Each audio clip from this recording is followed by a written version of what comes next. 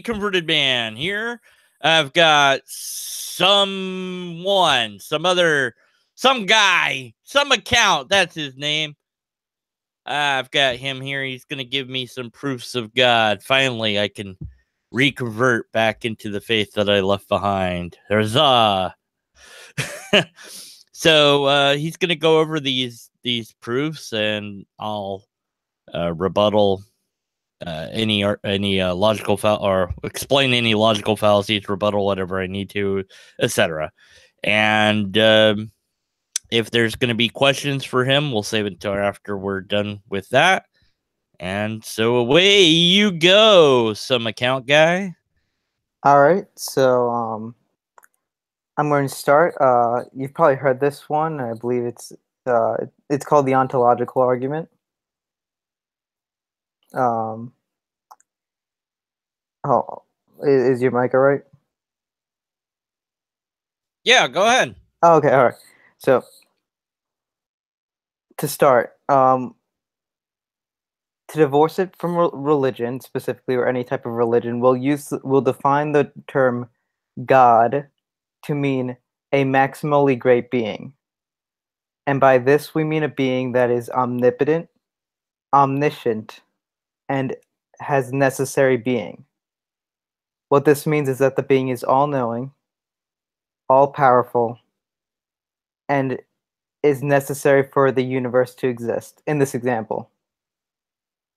Does this sound all right so far? Yeah, just keep going. All right. So the first line is that it is possible, only saying possible, that this maximally great being exists. Since it is possible, this maximally great being exists in a possible world. Doesn't mean it exists in our world yet, but in a possible world. If a maximally great being exists in some possible world, then, because it has necessary being, it exists in every possible world.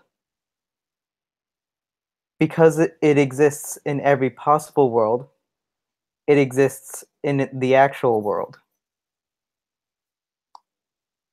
So, a maximally being exists in the actual world, therefore a maximally being exists. That is the that's the ontological. Those are the lines of logic, yes. Okay, great. This is going to blow you away. I'll tentatively grant everything. Hold on, everything? Yeah, I'll tentatively grant all of that. Yeah. And I'll add this. A maximally great being such as described would also reveal itself to the entire world in such a way that we would not be confused about its nature. And that would make it even greater. So therefore, that being must therefore exist. But since it doesn't, then this entire argument must therefore be negated. Well, I guess I'll have to. This will be the point where I disagree then. Well, why that would be greater than a being that didn't do that, wouldn't it? Not necessarily. Well, then let's go back. Okay, so why is existing greater than not existing? Wait, what do you mean by that? Well, it said, something that exists is better than something that didn't exist. That's part of the argument, yeah? No, I'm not saying that it is better. I'm just saying that the being is maximally great. I'm not saying great as in, like, I'm not giving it a good or bad judgment. By great, I just mean omnipotent, omniscient, and necessary. But I'm saying that why is existing greater than not existing? Who decides that? And then who decides that omniscience is the greatest possible thing that we can conceive of? Maybe there's something greater. Let's go back a step further, since you negated my point, and say that a being that we can conceive of doesn't need to exist just because we can conceive of it. And then let's go back again to the second premise and say that it doesn't have to be a necessary being just because we demand that it be that way.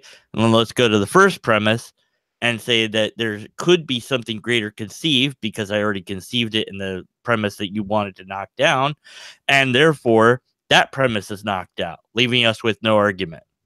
So you either have no argument or you have a being that has not presented itself to the world in such a way that the entire world would know and be sure about itself without any doubt left in their mind, which would be the maximally greatest being conceivable. So those are your choices. Either you lose or you lose. Oh well, Basically. I'm gonna have to disagree with you on that, man. Well, I think we have I think I'd also go the with term maximally great is causing an no, issue. then I'll go with the reductio ad absurdum of this, which is replacing God with pizza. Yes, all right, I've heard that one And several times. It's actually one of the more classic. and I don't even need to go there. I'll just replace it with the word utopia and say then utopia should exist. Or I could say $1 million in my bank account should exist and it's maximally contingent, etc., and then make it exist. Here's the problem. We can't define things into existence like this. We can't say that this thing that we're talking about is X, therefore it exists. No, it doesn't work like that. We need to show that it is a thing in the first place, which hasn't been done by the argumentation at all. It's just been defined into existence by the argument, but it leaves out the step that I said, which would be step 6, which would be that the greatest possible being that I can I'm sorry, I think of, you just cut out. Yeah? Did I? Can you hear me? Okay. No, I'm here. Hello? I see sound on my end. Did he die? What's going on? Uh-oh. What's going on?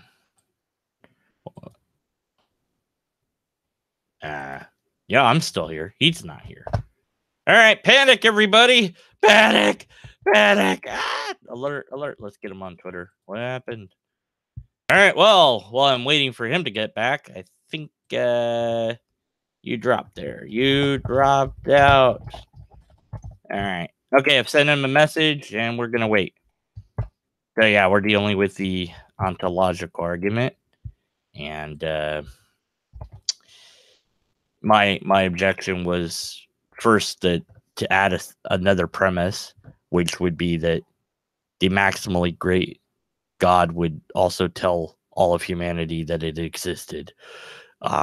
And he didn't like that. So he's like, well, let's negate that. So I negated all the premises down to nothing. And of course, then went on to the reductio ad absurdums of this argument, which had been stated. And I was going to go over the problem of defining something into existence, and that's not a thing that we can do, and it's not something that logic is capable of. Okay, I don't know where he went. I don't know what's going on. He dropped. Yes, he did. He did drop. So, that's unfortunate. I'm gonna wait a while here and hope that he gets back in.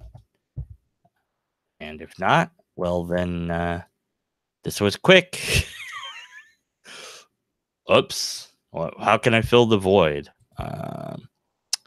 Let's see. We can talk about something else. Blue sheep exist. I got my blue sheep here. He's a nice little blue sheep from Minecraft. I got nothing else to talk about. So Anselm is the one that basically put this forward back in the day. And he gave a different version than I've seen written. And it's all based on the idea that we can conceive of something. So what? That doesn't make it so. It doesn't make it just because we can think something in our head doesn't mean anything more than we can make up something in our head. Another reducto to this is that I can conceive of a greater being than God that has to eat all gods, and it must eat all gods at all times, and therefore it's eaten God, and God no longer exists, or something like that. His internet cut out. Okay, he's back. Can you get back? Panic. I'm feeling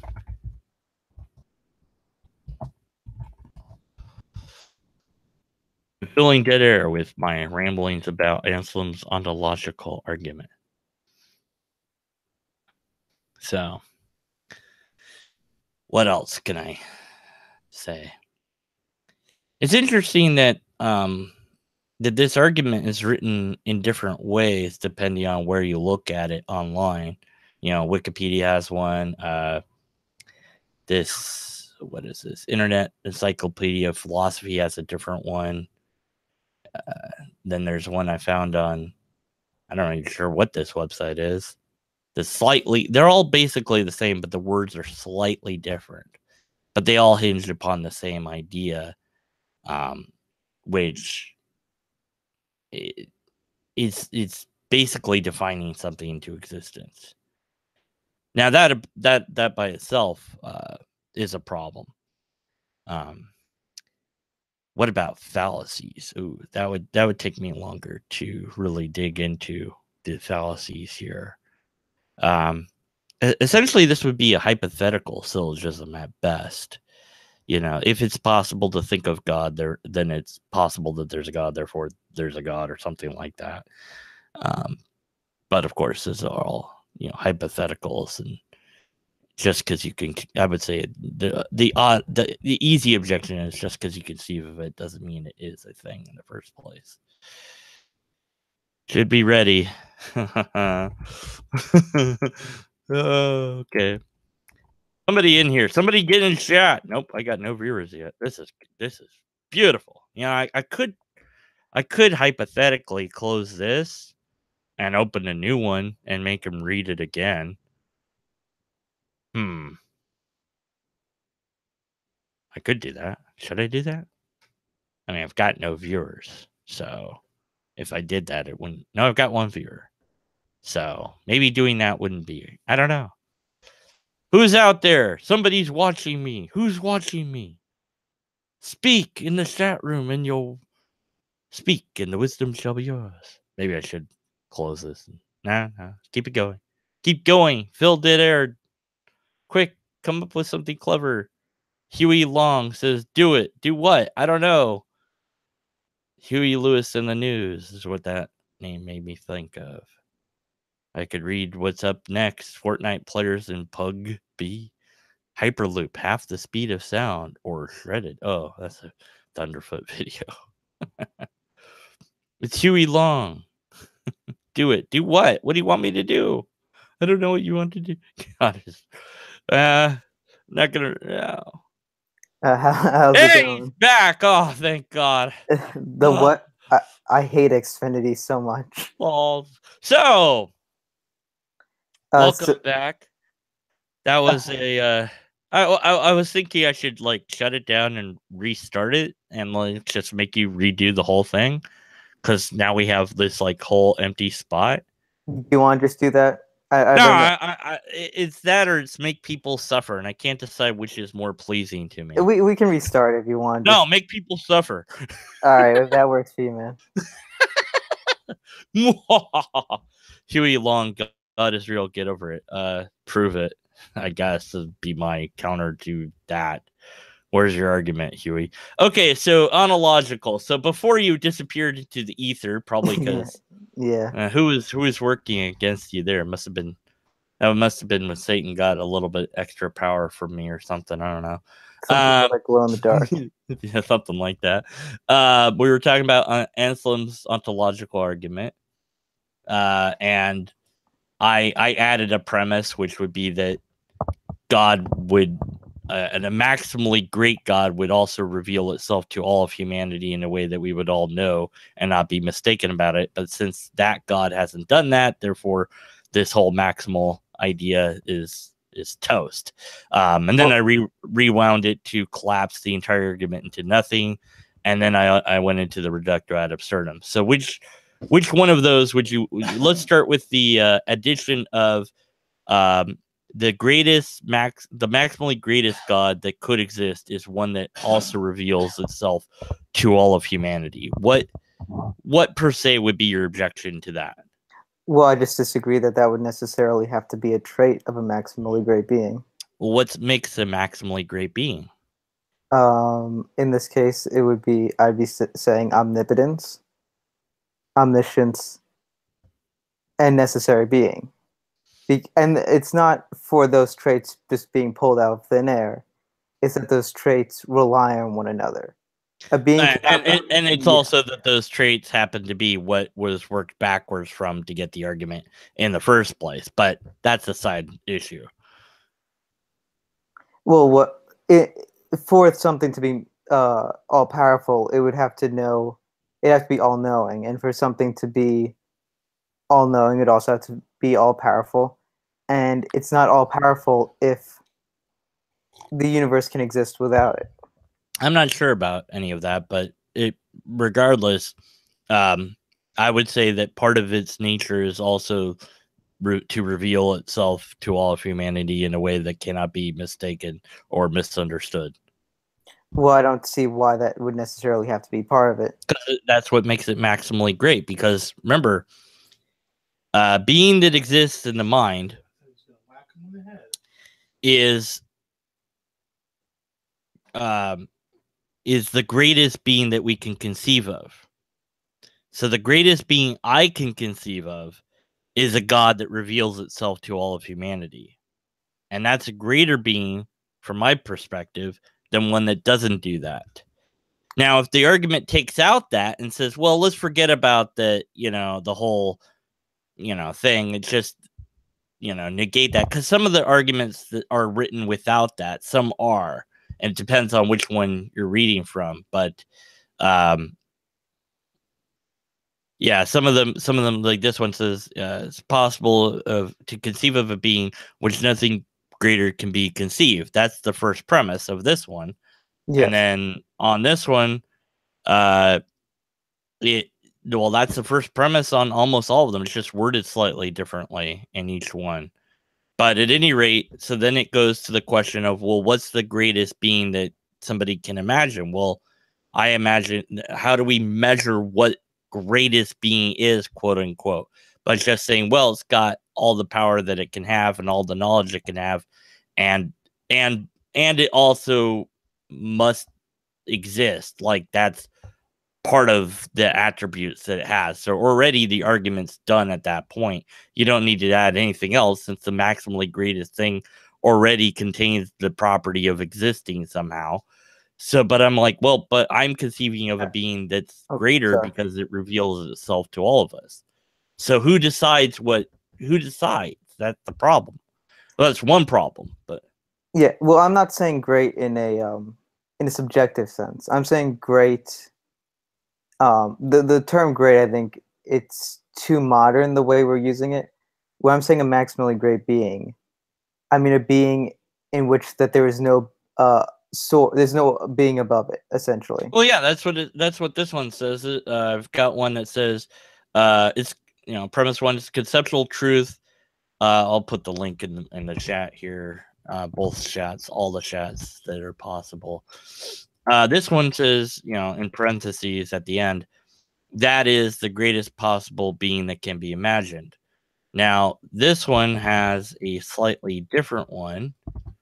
I'll link that as well. And this one says, it is possible to conceive of a being that which nothing greater can be conceived, namely God. And let's see, what's Wikipedia have? It's a conceptual truth, or so to speak, true by definition, that God is a being which none greater can be imagined. That is the greatest possible being that can be imagined.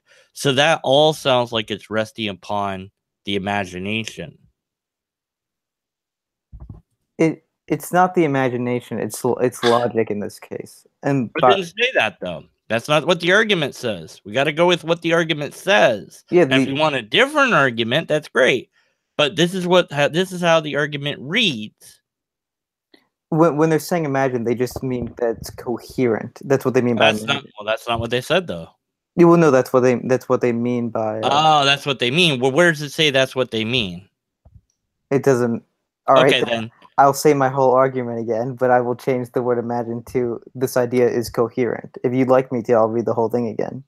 Okay, so we're going to change it from what's normally written to a slightly different worded one. The wording, yeah, so that if that gets the point across better, I'll Yeah, it might remove some of the All right. problems. Can you put it in chat, by the way? I don't know where you're getting it from, but I mean, it's not Let's one see. of the websites that I'm looking at. I'll just type it out. No, I'll just say it and then I can type it out afterwards. Well, you don't have it from a website? I don't have a link. I have an image. Oh, I see. So point one, the idea of an omnipotent, omniscient being that with necessary being is a coherent idea. Premise two, that being is possible in some world. Because it's possible in some world and it has necessary being, it's possible in every world. Because it is possible in every world, it is possible in the actual world. Because it is possible in the actual world, it exists in the actual world.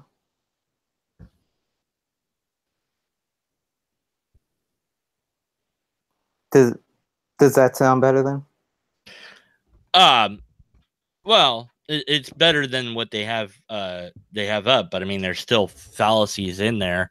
But I'm not going to go with extracting the fallacies because that takes me some time to go over it. But I'm instead going with trying to tackle the root of the argument instead.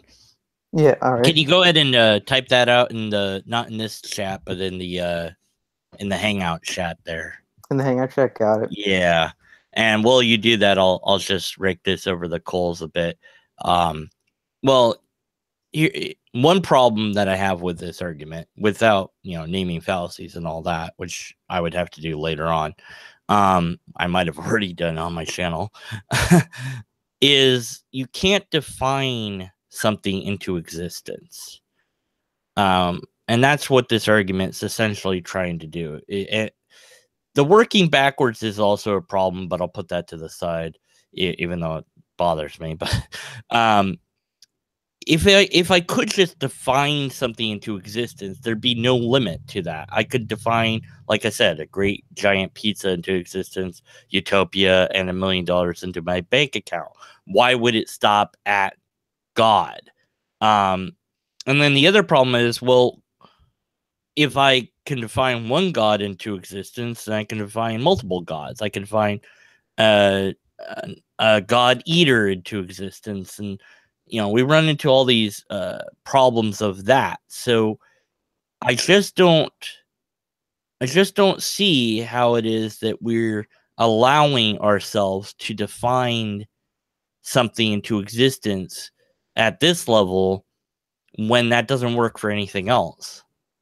All right, and I've heard that response before, and I'd like to clarify something with when I say that it has to be a coherent idea. Mm-hmm. That means that it can't contradict itself within its own definition. No, I know that. Yeah. Yeah. So when you're saying, for example, that you can do that with the perfect pizza or whatever, for example, can't a perfect pizza is reliant on other things to exist for it to exist. No, the most perfect pizza relies on itself to exist. No, then it's not a pizza. Pizza is a physical object. It could still be a physical object. It existed for all time before the universe. A physical object has to have a cause. No, it doesn't. Really? Yeah, this pizza doesn't have to have a physical cause. I mean, I can layer it just as silly as this argument goes. I mean, that's what I'm trying to get at is, I guess I'll unshelf the other problem because that is a deeper problem, is the definitions came first, and then this argument rewound to get to the definitions. See, the ideas of what God has as traits were pulled from the text of the Holy Scriptures, so to speak. And Anselm said, okay, God has to be this, this, and this. Therefore, I'm going to formulate this idea to get to those conclusions. Well, okay, did you show that any of that was true in the first place? No. We don't have anything to point at and say that's what omnipotent is. That's what omnipotent looks like. That's what omniscience looks like. So we don't even know that those are things in the first place. So without knowing that they're things in the first place, how could we possibly assign them to another thing that we don't know is a thing, which is God? And now we have 4 entities, if you will, that have no other proof for other than just willing them into existence.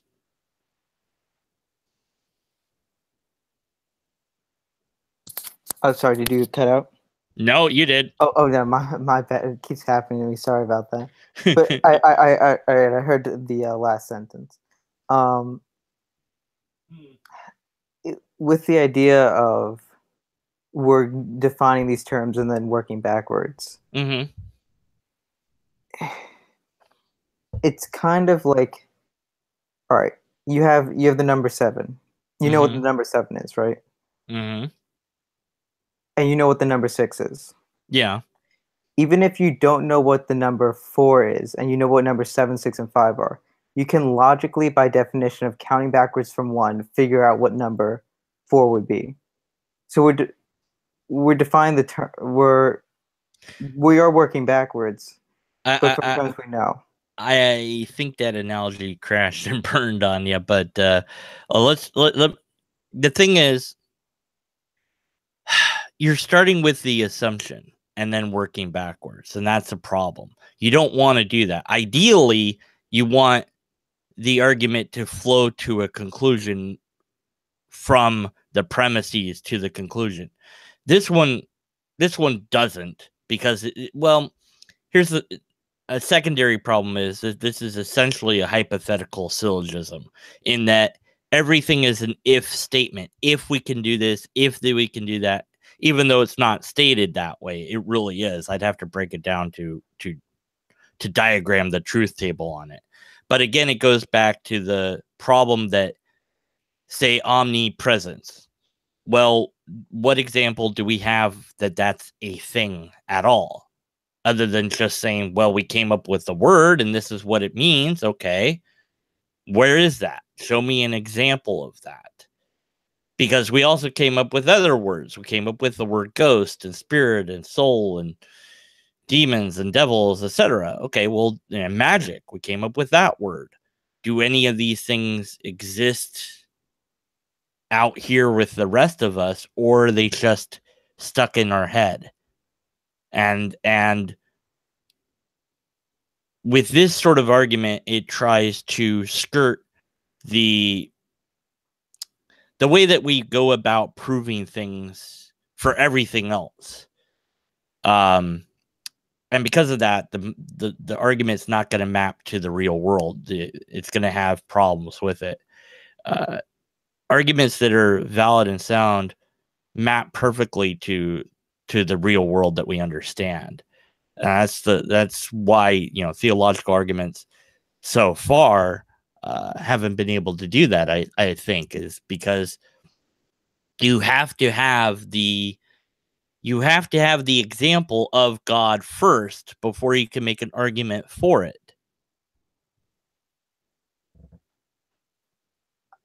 Well, what do you mean by you have to have an example of God? Well, or what would be an example in this case? Well, I don't know, but that's kind of been up to the theist for all this time. Is with everything else that we know about in our lives and in this universe, on this planet, we have this system that we've decided upon, if you will, of deciding when something is actually real and when it's just in our head. Except for God has been given like a special privilege in society where it's kind of like the exception to the rule. And being a skeptic, I see God as a byproduct of our brain and our our pattern seeking and our desire to control the environment and our desire to have purpose and meaning. And it's also sort of society, kind of, I wouldn't say glue, but it's a thing that we used in societies to help us to regulate laws easier and things like this. So it's an idea that stuck with humanity for a long time. But if it's anything more than that, I don't have any example of it. I can't. It's not visible. It's intangible. It doesn't say anything out loud. It won't let itself be tested at all.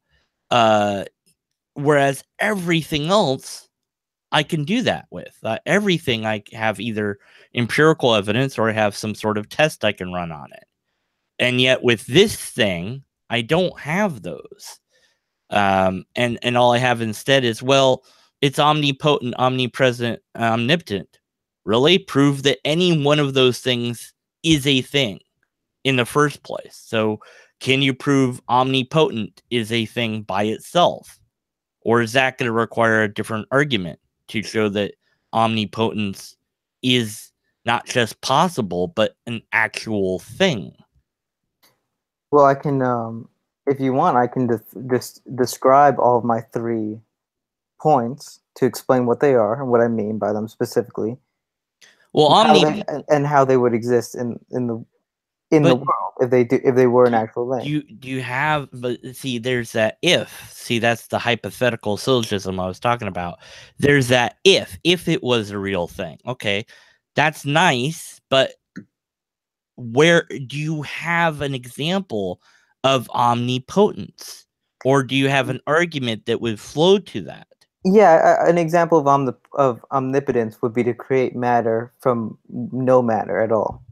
That'd be Why would that be an example of omnipotence? because matter cannot come from it can't come from the immaterial, like normal. Like matter has to come from somewhere else, is what I'm saying. How do you know that? It just follows like laws of physics. I mean, like matter has to have a cause. Are you sure? Yeah, I'm sure. What if it doesn't need it? What if we're wrong? Well, if we're wrong, then there's. All right, I'll give an example of this. All right, say you have a jar. No. All right, you have a jar. Oh, you want to go? Okay, so we're going to go to nothing, yeah? Yeah, you have a jar with nothing in it. All right. There is no such thing as nothing. All right, you have a jar with air in it. That's fine. All right. No, I mean, here's the problem. Okay, we need to distinguish what nothing is, because there's an actual nothing, and then there's the philosophical nothing. Now I'm going to ask you to give me an example of nothing. And if you want to say it's a jar and it has nothing in it, well, the problem is you're talking about the scientific nothing. So which one do you want? Do you want the scientific nothing or do you want the philosophical nothing? I feel like they can be the same. They're the same nothing in this case. They're not. I'm sorry. It doesn't matter in this case. For whatever reason, say you have an empty box. There's nothing in the box, right? Whatever. Box, jar, it doesn't matter. You have an empty box. You know that you did not put anything inside of it, that there is nothing inside of it, and you can actually see into it. And then... Well, if I can see into it, there's light, so there's already something in it. All right. I won't use an abstraction. I won't use like an abstraction or anything. I'll just say it bluntly. All right, so you have the universe. The universe had nothing in it to begin with, or we don't have to be in agreement on this, but like let's just say, for example, the universe had nothing in it. Right. And for the universe to exist, it would have to gain material, right? Well, I'm no cosmologist. Yeah. My brain didn't want to get out that word for a moment. It happens, man. But when we're talking about the universe and its origin, you get into imaginary time and things like this. And I'm just going to go with Stephen Hawking's. There is no before the universe. There is no, because there's no time. Um, and what happens is what the scientific nothing has been found, because they've done experiments with this, and they've shown that quantum particles can come into existence when there is nothing. They remove the vacuum, and they have, like, there's these two plates that they have next to each other, and then there's like quantum particles that come into existence, and I have no idea what the bleep they're doing or how that works, but what it shows is you don't need anything to get stuff going. So nothing is unstable, which means the word nothing is not very useful to us at that point. We're going to have to figure out some other word. But at any rate, whatever it is that we want to label it, is as close to non anything that we can get, but it's unstable.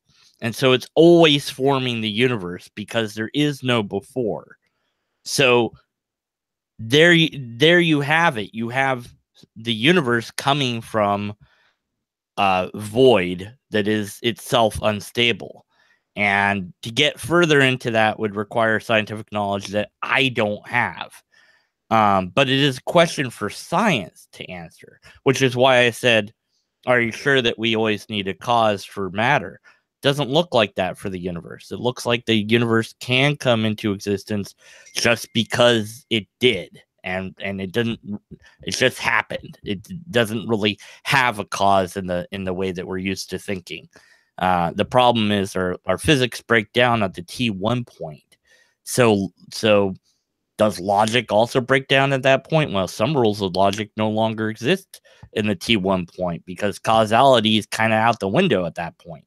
So I don't know what that universe is like because it's so hot. I don't even know how to map logic to it at that point. But yeah, it seems like that we have a universe that comes. If you have nothing, it's unstable, and basically you might cause another universe to come into being if you were able to have nothing. But if you had the philosophical nothing, that's a whole different story, because that philosophical nothing is an absence of everything, including the unstableness that science has found to be what nothing is. So in that case, that philosophical nothing, we don't have an example of that, and that might not even really exist in the first place. But if it did, there'd be nothing to stop something from coming from it, because if you have a literal nothing, you also have no rules. So anything goes in that case. That's the philosophical stuff. I'll stick with the scientific stuff. But I don't know if that kind of goes off tangent of what we're doing, but I think that I think it speaks to the essence of the problem. You can say that, I suppose, God could be shoved in there somewhere. I'm not sure where, but we don't need it. All right. Well, on that, I have two things for that. One would be, where does nothingness, and in your term scientific nothingness, where does it get its trait of being unstable? For It's something just to from something being unstable means that there has to be a stable form for it, or else the term is meaningless in this case. I'm not a scientist. I wouldn't. I'm at the brink of my knowledge on that. It's really, at this point, it would be like I'd hand it over to King Crocoduck if I could, because he knows quantum physics. So I'd be like, here, you explain it. And Yeah, he did. I think we both have smarter friends than Yeah. Well, than he did. yeah. He did explain some of it to. Was it Kent Hovind, or yeah, at some point he was starting to explain how there is proof that nothing can cause these quantum particles to come into existence. And Hovind had similar questions, of course, and then and then went into shotgun tactics and his, normal thing that he does. But it's not something that I can explain, and it's also not easy to understand because it's the fundamental thing of reality. I mean, it would be like me asking you, well, what's God made out of? God, I don't know. What's God is made out of God. It's not made of anything else, right? Okay, so God's made out of nothing? No, God's made out of God. Well, what's that like, Or how does God's mind function? How does it have a mind when it doesn't have a physical form? There's questions that theists can't answer, and there's questions that science is getting close to answering. But we're not, science isn't there yet. I think we'll get there if we survive as a race. But that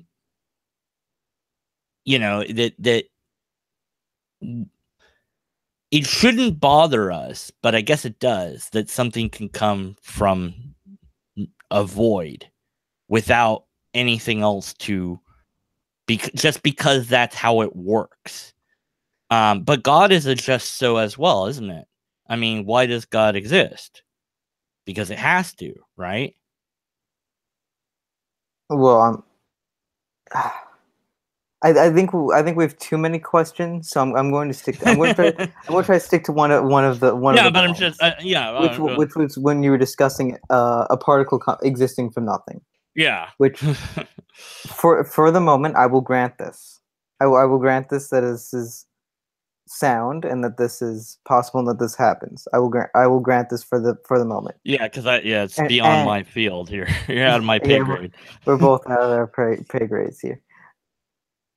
For what reason would all right? So you have material coming from nothing, right? Mm-hmm. It doesn't have to have a cause. In this case, it does not have a cause. I think. Well, it's either that or the cause is that that nothing or the void is unstable. It's one of those two, and I'm not. I don't know which one. Well, for something, it would have to have a. Then we'd be asking what's the cause of the void at that point. But in this case, it has a cause. What is causing it to stop coming from nothing? What do you mean? All right, let's just say you have a cup of infinite water, and you're pouring it into another cup. Well, let's try to avoid the analogies. I'll avoid it. I'll avoid analogies. It's just going to get muddy there real fast. So you have quantum particles. Yeah. That can exist from nothing. Mm-hmm. There's nothing there one moment, and then the next moment there's particles, right? Right, something like that. What is causing them to stop coming? Once they start, well, as far as I understand it, and is they come into existence and then they pop out of existence. So what I think, and again, I'm on the brink of my knowledge level here. What I think is happening is two of them appear really close together, or they try to appear at the same place in the same time. And because that can't be a thing, it goes, well, boom, or it starts to this chain reaction. But in either case, it would they they continue to come into and out of existence like popcorn or something, I guess you could say, but it's popcorn that pops into existence and then pops out of existence, Yes, so it's not a good, hey, stay away from analogies. Shut up, me. But yeah, so I mean, I don't, at this point you're getting to the I don't know part, because this is science that the most brilliant minds have grappled with and made a dent on them, perhaps, but I don't know that we have a full explanation yet. Okay, but for it to stop, there has to be a reason for it to stop, right? And I don't mean like a reason, like a personal reason. I mean like there's a physical constriction stopping it. Like, I'll just use the example of a fire. Sorry to be using examples, but a fire burns. A fire because it has fuel. Yeah. The fire goes out because it runs out of fuel. The atom comes into existence. We're saying for well, these aren't atoms. These the are particles. Sorry, the particles. these aren't even subatomic particles. They're talking about something way, way, way smaller. You know, I don't know if it'd be string at that point or if it'd be you know, quarks or what, but it's a tiny thing, and it's coming into and out of existence because that's what it does. That's just what it does. There is no more to that line of questioning. It's just that's how it behaves. It's similarly like, well, why does light go the speed it does? It's just how it is. You know, there isn't a deeper. Well, there is deeper reasons, but like Well, there's the effect of gravity. There are other yeah, reasons but for you know, light. I mean, you know, you get to a point where you can't explain more, and I think that we might run into the problem of assigning a reason when there isn't one. Like, you know, they've done these tests with kids where they ask them, why is the rock in this place? Is it there so the bear can scratch itself, or is it just there? And, you know, kids at a young age will say it's there for the bear to scratch itself, and then after a certain age they'll just say it's there. So I think we do sometimes have a tendency to say, well, why is it working like this? Well, that's just how it works. I don't know. Why? I don't know. Maybe there's no why. It just does it because it feels like it doesn't need a reason. That's just how it works. So, you know, but getting out of that area, because I don't want to. No, I got it. I'm sorry. I'm gonna have to drag you back to that area actually. Yeah. If we're talking about particles, let's just say, for example, that or the universe is made of atoms. We're in agreement of this one, right? Yeah. Well, hold on. I think everyone wants to catch up here, so I'm gonna try to recatch everybody up here. Will you, okay? Is that cool? Yeah. Do you want me to go over No, anything? I'll kind of summarize it. So we're talking about the ontological argument that Anselm presented way back in the day, and essentially, you know, well, I can copy and paste one version into chat. I'll do that. If it will let me. No, there's a limit. Of course, there's a limit. Okay, well. Okay, and there's another paragraph. Another paragraph. Nope. Too many paragraphs. And then there's a last paragraph. And there you go. Okay. So at any rate, so that's what we were discussing. And then we got into a tangent about nothing being able to create particles. And now we're stuck in that. All right. Yeah, well, because the tangent we need to well, we could put this aside for now and Yeah, go. because We can look, move I on to mean, yeah, we that's what I was we saying. can come Like, back to I this don't one. want to be in this realm because it's science, and my field is informal logic, not science. But you know, um, but it goes back, you know, it goes back to the argument at hand, which is reliant upon um, the, you know, omnipotence, omnipresence, omniscience, and is there an example of any of those three things?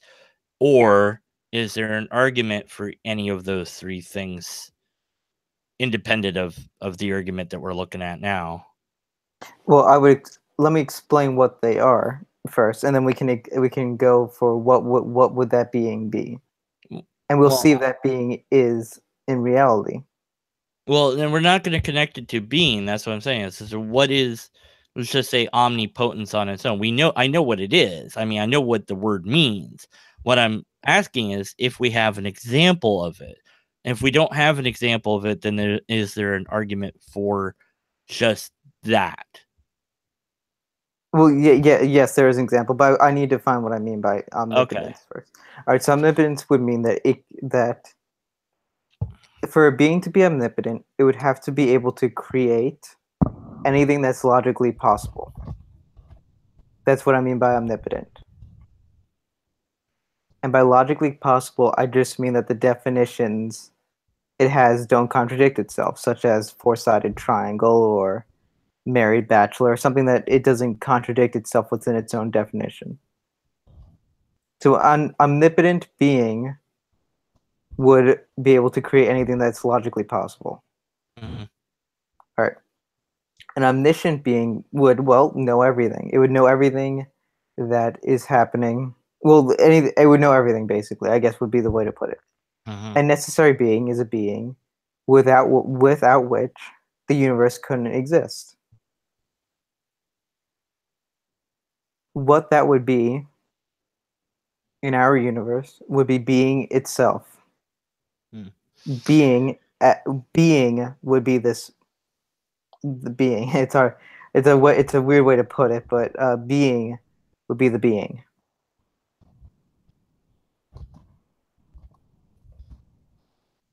So the example of an all powerful uh I hate to keep using this word being would be if being itself was God, for example.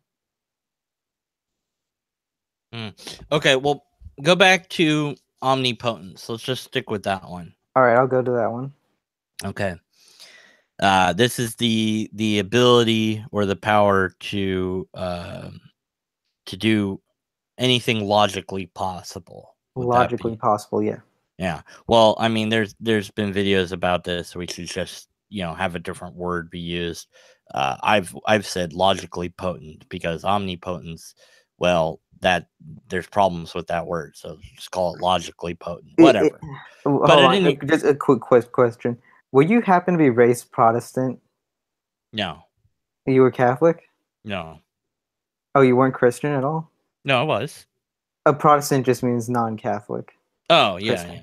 yeah, Yeah, yeah. the Protestant definition normally runs into the issue of um Well, the omnipotence by its definition in dictionaries is a paradox. So there's a way to fix it. Just don't use that word. Use a different word, and it doesn't matter. It's a totally side issue, and it's one of those things that's like, yeah, whatever. I don't care.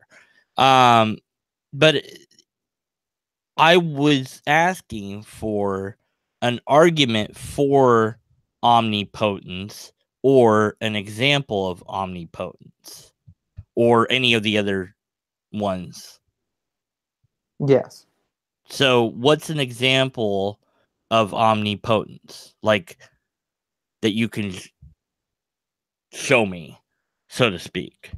Being itself. Being itself is omnipotence. Being itself is omnipotent, yes. So, we're all omnipotent.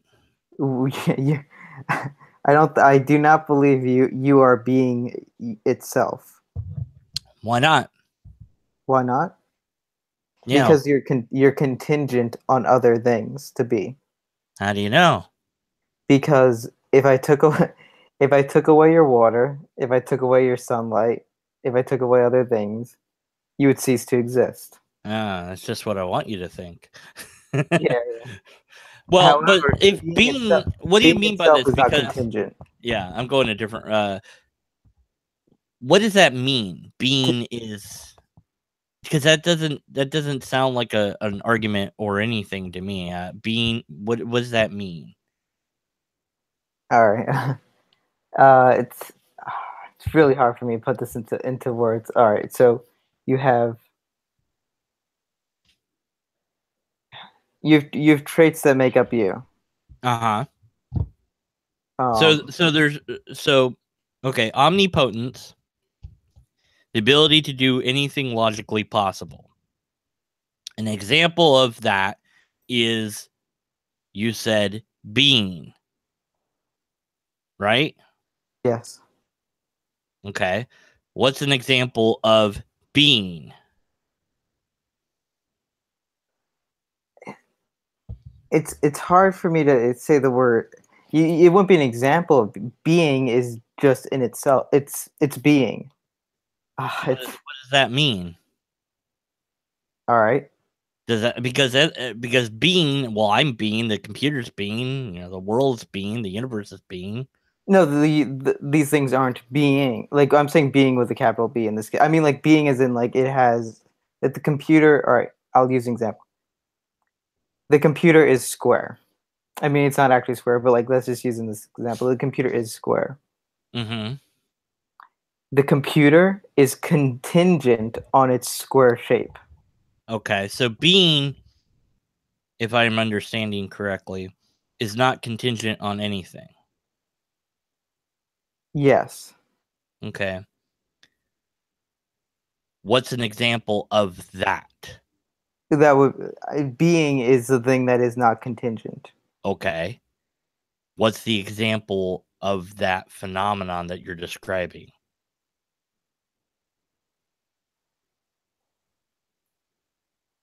So everything in the universe is contingent, right? As Everything is far, contingent as far as we know. well, all the things that we've observed are, with the possible exception of the quarks that come into existence when you have a vacuum state. Being would be that which is not which is not Okay. contingent. You So just formed a tautology. the Besides what? defining a tautology, the word means the word. Um, rather than doing that, see what I'm asking for. How do I put it?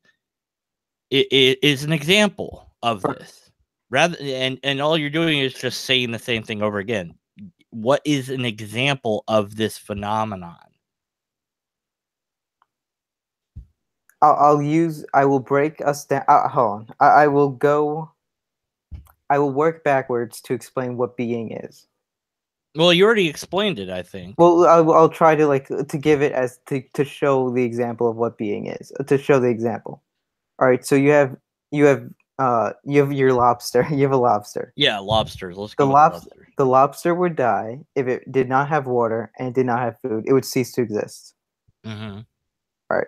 Right. So right. The food and the water Yeah, it's all came, contingent. Okay, I came got that. about from something else. Yeah. Okay. So right. That Fine. that thing. So you can keep going. You can Mm-hmm. keep this going for Right. basically eternity. Yeah. Yeah. We went all the way back, and then we're back where we didn't want to be, which is that the universe basically comes from the quantum nothingness that's too complex for me to be able to explain or properly defend. Well, the quantum nothingness Or it's itself, not even called quantum nothing. I don't know what the bleep they call it these days. whatever they call, Yeah, whatever the bleep they're calling it. whatever, Lawrence crosses nothing, I guess is what LN for Lawrence is nothing, maybe. And then Stephen Hawking's on top. whatever that would be, Yeah, whatever it's that still is. contingent on something else. It is contingent on something else. Well, it's contingent on itself, I guess. So whatever the opposite of that is what you're talking about. Okay. No, it would not be contingent on itself.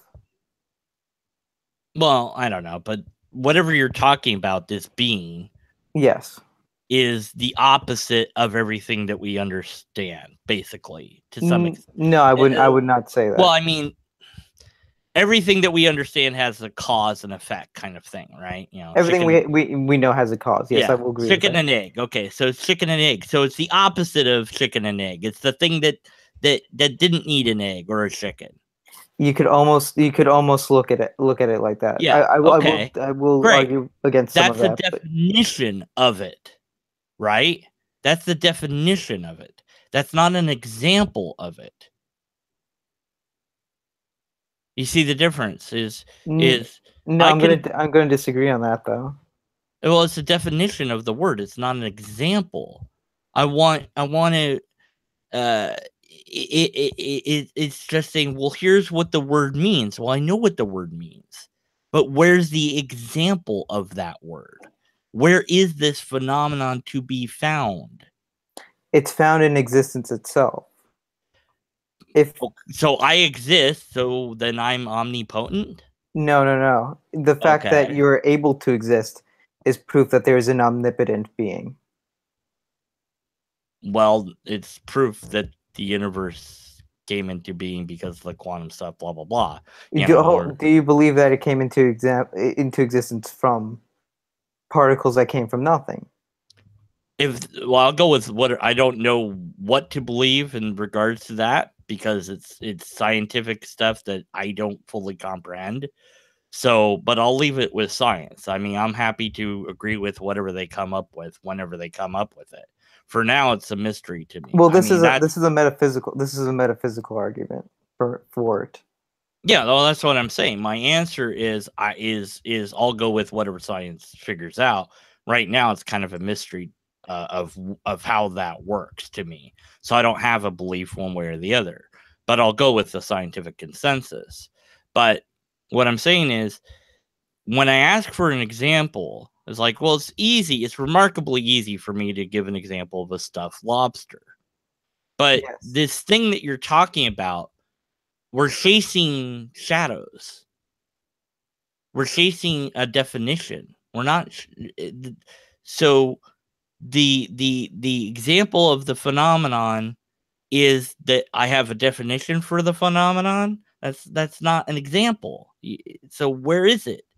My example would be the universe could not exist without being. Am I correct Uh, on this? well, To I think you're incorrect, because what being is ill what is this concept of what you're calling God, right? Well, God is being itself, yes, but Right. So no, the universe doesn't need that. the universe can exist without existing, is what you're saying then. No, the universe exists because of, the reason it came into existence, Yeah, but which is what is existence then? it's whatever we're doing right now, all of this stuff, I guess. I mean, I don't know if there is any sort of coherent answer for that.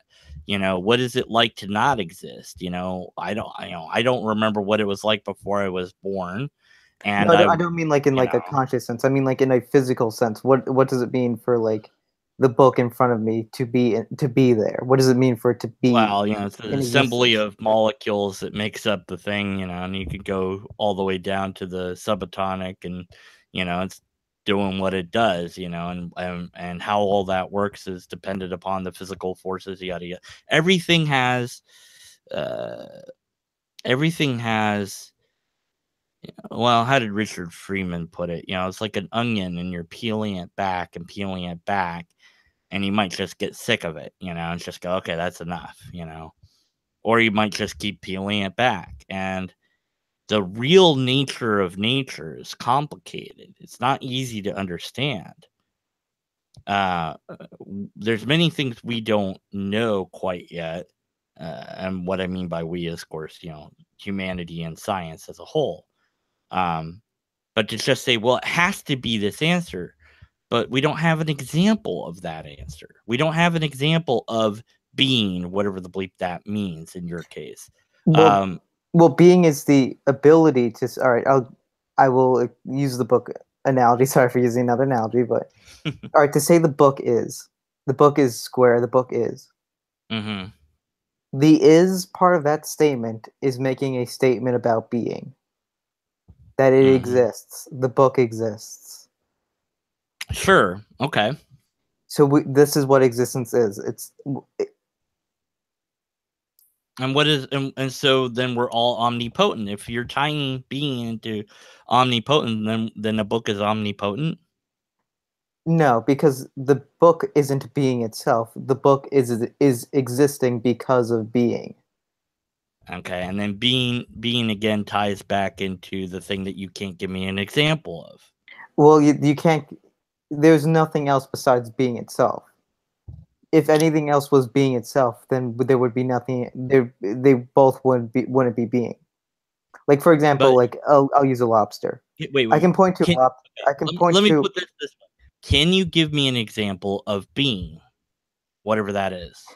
It would be being. It's Okay, there. so okay, you can give me the definition, but can you give me an example? In other words, let me put it a different way.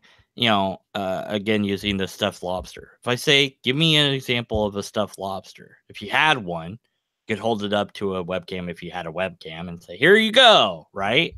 Yes. Okay. does this being have that sort of thing that we can do? Can I show it to you? If I can't show it to you, is there some sort of test I can run upon it? And if I can't do that, what do I have else to offer other than the word and what I've decided that the word means? Do I have anything other than just the definition? It exists. I'm trying to not say the same phrase a million times for this. However, the example of it would be something's ability to exist. That is an example of it. Mm-hmm. The fact that something can exist and does exist is an example of being. Okay, but you're saying this thing is distinct from that because it No.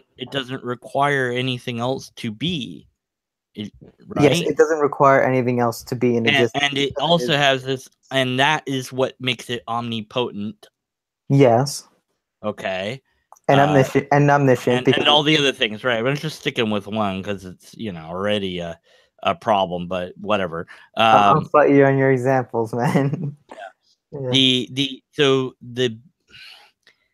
The omniscience, the ability to do anything logically possible, but we'll just say anything. We know what we're meaning at this point. Is dependent upon not needing anything else for your existence. Yes. Okay.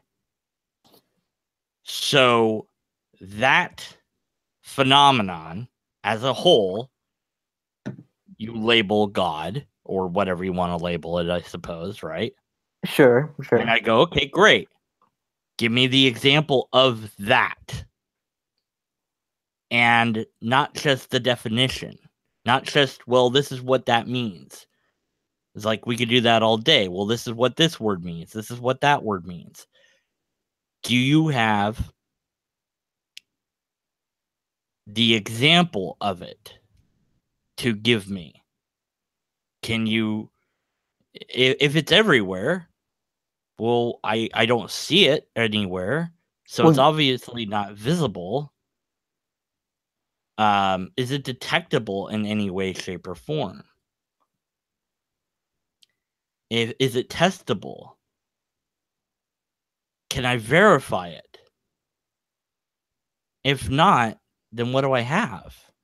A definition. All right, yeah. All right. For the example, you would need to find there would need to be a being. Hold on. Let me get my phrasing correctly for this. My phrasing correct for this. All right. So to test for said being, I guess one of the tests you could do is you would need to find this being without any cause. Mm-hmm. Okay. Have you done that? Well, I've done that. You can do that by all right. So the law for physics that matter has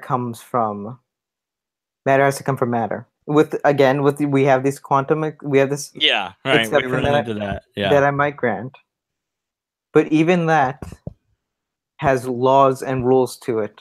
It does have laws and rules, and I will if you want me to explain it, I will. Well, no. Yeah, okay. So you're wanting there to be some whence that these laws and rules came from, yeah? They have to come from something. They do have Well, to. that's what you want. But the problem is just saying they have to come from something doesn't mean that that's true. Reality, you could say, requires a realtor. Well, that doesn't make it so. It's clever, It's like, oh, reality requires a realtor, and that realtor is God, and he's selling you, He's selling me my condo. Yeah, he's selling you. Well, he's selling you salvation. Low price. Just do this thing. But I'm sorry. I'm really sorry to interrupt you, but my one friend wants to come on for a little bit. Do you mind if I invite him? He just wants to talk about a point. I can mute my mic if you prefer. Yeah, I mean, it's your I was channel. having fun with this, but yeah, let's, we can table this and have a different argument presented or whatever. That's fine. I think he's just going to explain one point. How do I share? This give him that.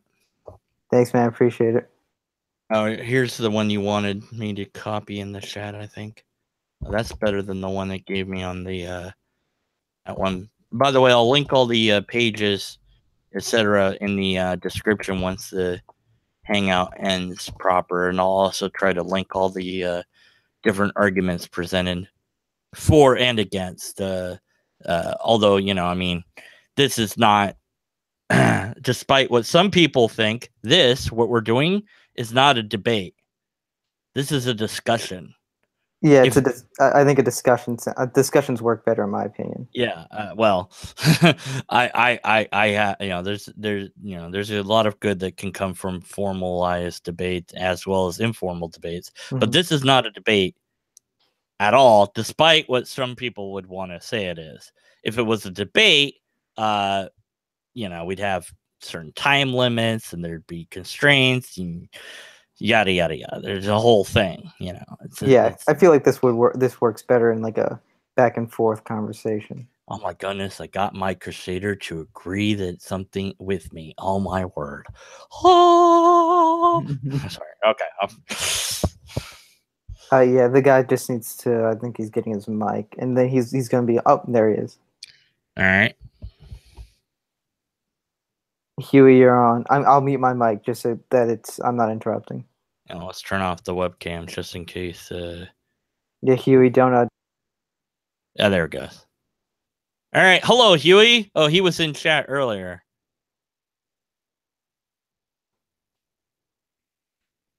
Huey, speak, and the wisdom shall be yours. All right. Think he's figuring out the microphone. No, that's mute. Try the settings, like the little gear. And if that doesn't work, you might try your volume playback devices settings. Huey, click the gear and click where it says default built-in microphone and just see where it is. Yeah, that's the correct one. Like this little button right here that I'm pointing at with my mouse. Oh, I have to share my screen. See that little gear there? Yeah. So here.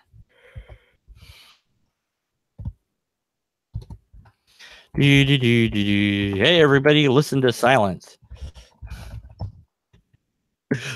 He's on mobile, so it'll just be a second. I think he needs to just just plug in your microphone, like your headset, whatever you use for it. it should be the default. We know what we're doing. As you can tell, I'm not an IT guy.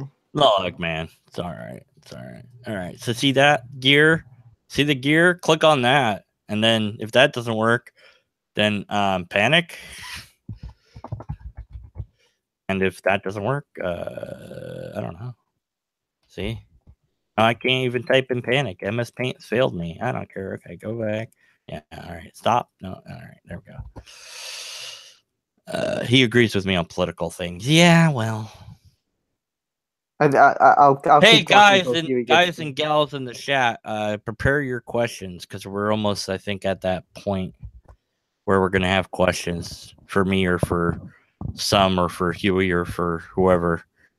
So it's just like whatever the question is, like just post it in chat. Be like Q and then do your question. And then we'll take turns answering it, even if it wasn't directed at us. I mean, you don't have to answer it, but you can try. Like, you could do this. You'd be like,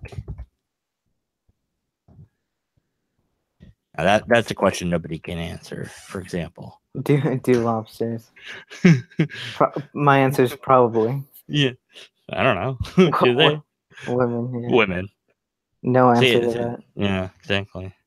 All right, so I don't think we really got far in the in the ontological. I think we covered it pretty well. I mean, We came to the agreement that the issue was the first line, but we can I agree. think that's a big issue. Can we agree on the other ones though? The other ones, They let make, me. as in, they make logical sense. Like, I think that's where we could have more of a conversation. Uh, They I each, would. Well, depending on which one we're using, but God exists as an idea. Wait, go back to the chat, Nimrod. What am I doing here? yeah. If you just look at the Google I Hangout, don't know what I'm doing. let's just say hypothetically, line I'm one. stupid. This being exists in some possible world. I don't know. Can't see. That's the problem because this goes back to what we were talking about in Twitter, which was my problem, say with magic, and I need an example of the phenomenon before I can say that it's possible to exist in the first place. I can't just say that, yeah, sure, it's possible that magic exists. I can't say that unless I have an example of magic. And then I can say, well, yeah, of course it's possible because we have an example. So we know it's possible, so so I can't agree with any of these. Now I'll break down, if you want me to, I'll analyze this argument for logical fallacies. I mean that. I think I'd like to just say before we do that, when you're analyzing 2 through 5, let's just, and I know you're going to disagree, but when you're analyzing 2 through 5, just go with the assumption that you agree with one. If you did agree with one, I know you don't, but if you did agree with one, would the other four make sense? Well, you wouldn't even need them. That's the other thing. No, but I'm saying, if you did, would this make sense? The other parts, would they make sense?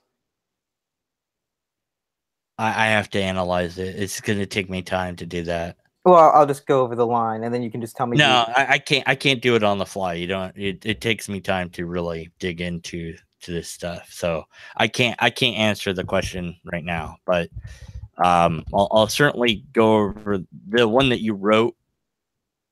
That's the one you want me to. I'll just DM you on Twitter the Yeah, or whatever one you want me to really nail down and look at, because it takes. Oh, you missed a 4 somehow. Yeah, I'm terrible with that. The other guy died. Well, whatever he was gonna say is now gone. Yep. Oh well. All right, so let's answer some questions in chat. That's not just from Michael Schrader, but anyone else have questions? Let's go with that. Oh well, whatever. Fine. I guess I'll answer him. Question: what made you believe in God? No, what would make you? What would make you? Empirical evidence or a repeatable test? Well, what would be that empirical evidence? What you got? What you got? No, I mean, like, what do you mean by, like? Oh, what do I mean by empirical evidence? Empirical evidence is how would you empirically test? How would you empirically test for God? Okay, so empirical evidence, because I said there's two separate things: empirical evidence and or logic. Or hold on. Okay, rebooted. Empirical evidence, comma, and or a test. Okay, empirical evidence is observed evidence of a given phenomenon, and this doesn't have to be just naked eye. It could be camera, photographs, x-rays, telescope, microscope, electronic microscope, heat, etc. Whatever equipment is necessary to observe the phenomenon. But the key word is it is observable in some way directly. A test, of course, is a scientific sort of test where you can eliminate biases. You can test the phenomenon over and over again and get the same result every time. So that would mean, in this case, seeing God, whatever that would be, or being able to test God, whatever that would be.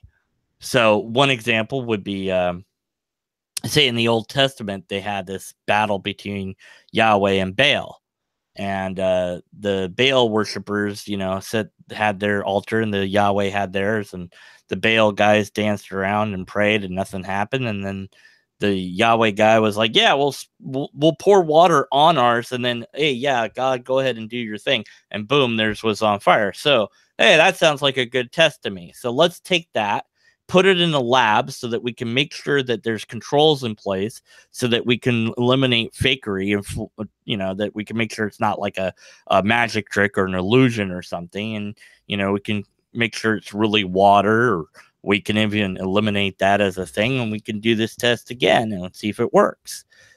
And if it does, and if nothing happens, well, then that means that God either doesn't exist, doesn't have the power to show that it exists, doesn't care enough to do that, or no longer does these tests anymore, or whatever. But at any rate, if we could do that test, then we could learn something more from that point forward. But as far as I've been able to determine, every God concept, not just this one, but every God concept, will not permit testing, and is also invisible to all, not just the naked eye, but to every single sort of instrumentation that we have at our disposal. Now, it could be that God's out there in the universe somewhere. We just haven't found it yet. Okay, well, then, when we find it, then I'll be like, oh, okay, there it is. That's cool.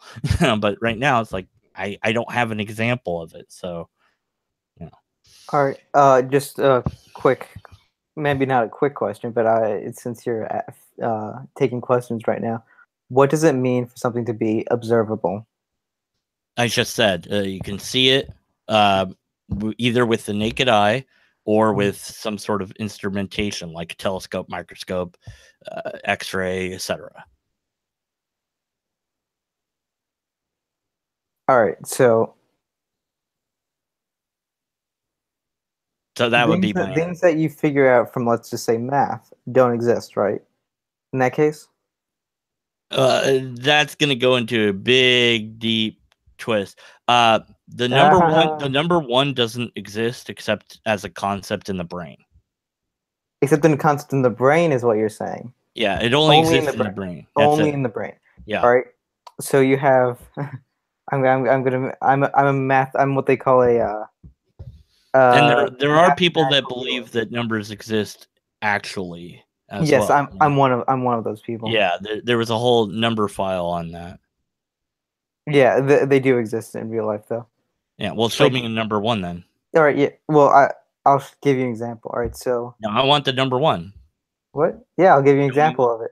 Okay. Of a time where one it exists. All right. Mm-hmm. So, you're saying we're in tentative agreement that humans evolved, right? They definitely evolved. Okay. Yes. So at one point humans didn't understand the concept of math, right? Yes. All right. So they evolved the concept of math, right? I think that I'm not sure that phrasing is quite correct, but they evolved the ability to understand math. Yeah, they evolved the ability to understand it. Yeah. So humans could in turn evolve a system of math that did not have the number 4 in it. Could they? Yeah, because there's other systems besides base 10. There's a base 3 and there's a base 2, and I think there's even a base 1. There's a base for literally for everyone. Yeah. For every number. That's fine. It does, all right, then I won't use 4. I'll just use. There's also the Piranha tribe, if I'm saying that word right, that have absolute. I don't think they have numbers because they only care about what's happening now. They don't care about the past. So yes, and I'm in agreement, but they can understand numbers. They can be taught numbers. Yeah, yeah. But so can there be a group of people that can't understand the concept of the number 1? I don't know. Possibly. Could there? Really? Yeah, well, if their brain doesn't work properly, or well, I mean, besides cripples, is there someone that can? I don't know. Rationalize number. Well, this is what I'm getting at. You can't. There's no system. Even no matter what base you use, we use base 10, but there's no system in which. When I say 4, I don't mean 4 as in it doesn't have to be base 1 4. It can be base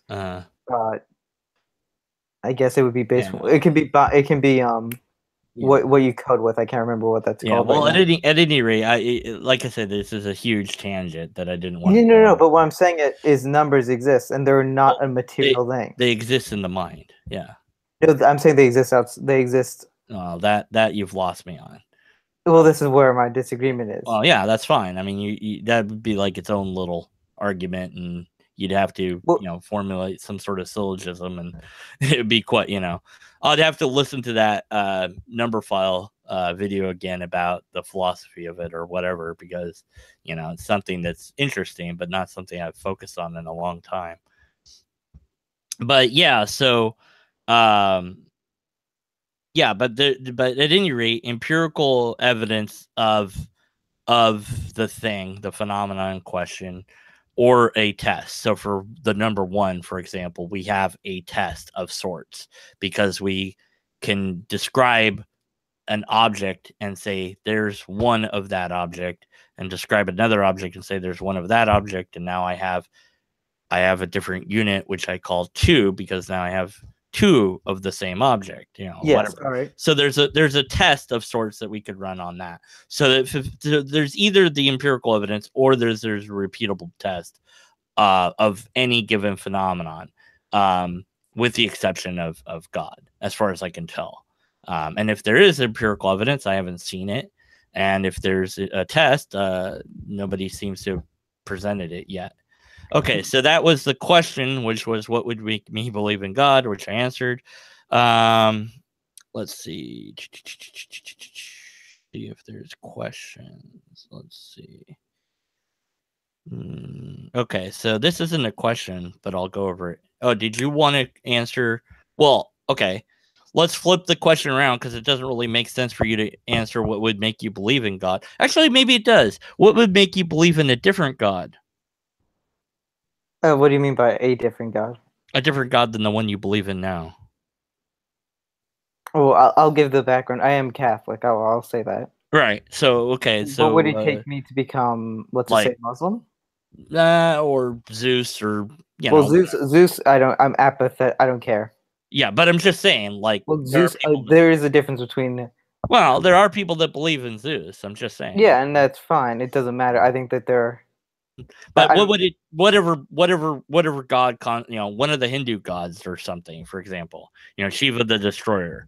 What would it, or does the answer change with depending on which God you look at then? Well, I'd have to. I do have to clarify something. When I say God, I mean, I do mean we don't agree on the being part, and then I'm fine with that. But when I am talking about God, I am specifically talking about that. Mm-hmm.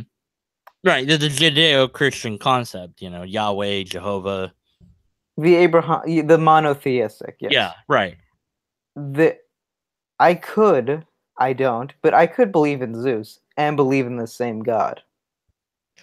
True. It is coherent. You could do that, but what I'm asking, I guess, to make this question make sense for you is what would it take for you to believe in a God different than the one you do?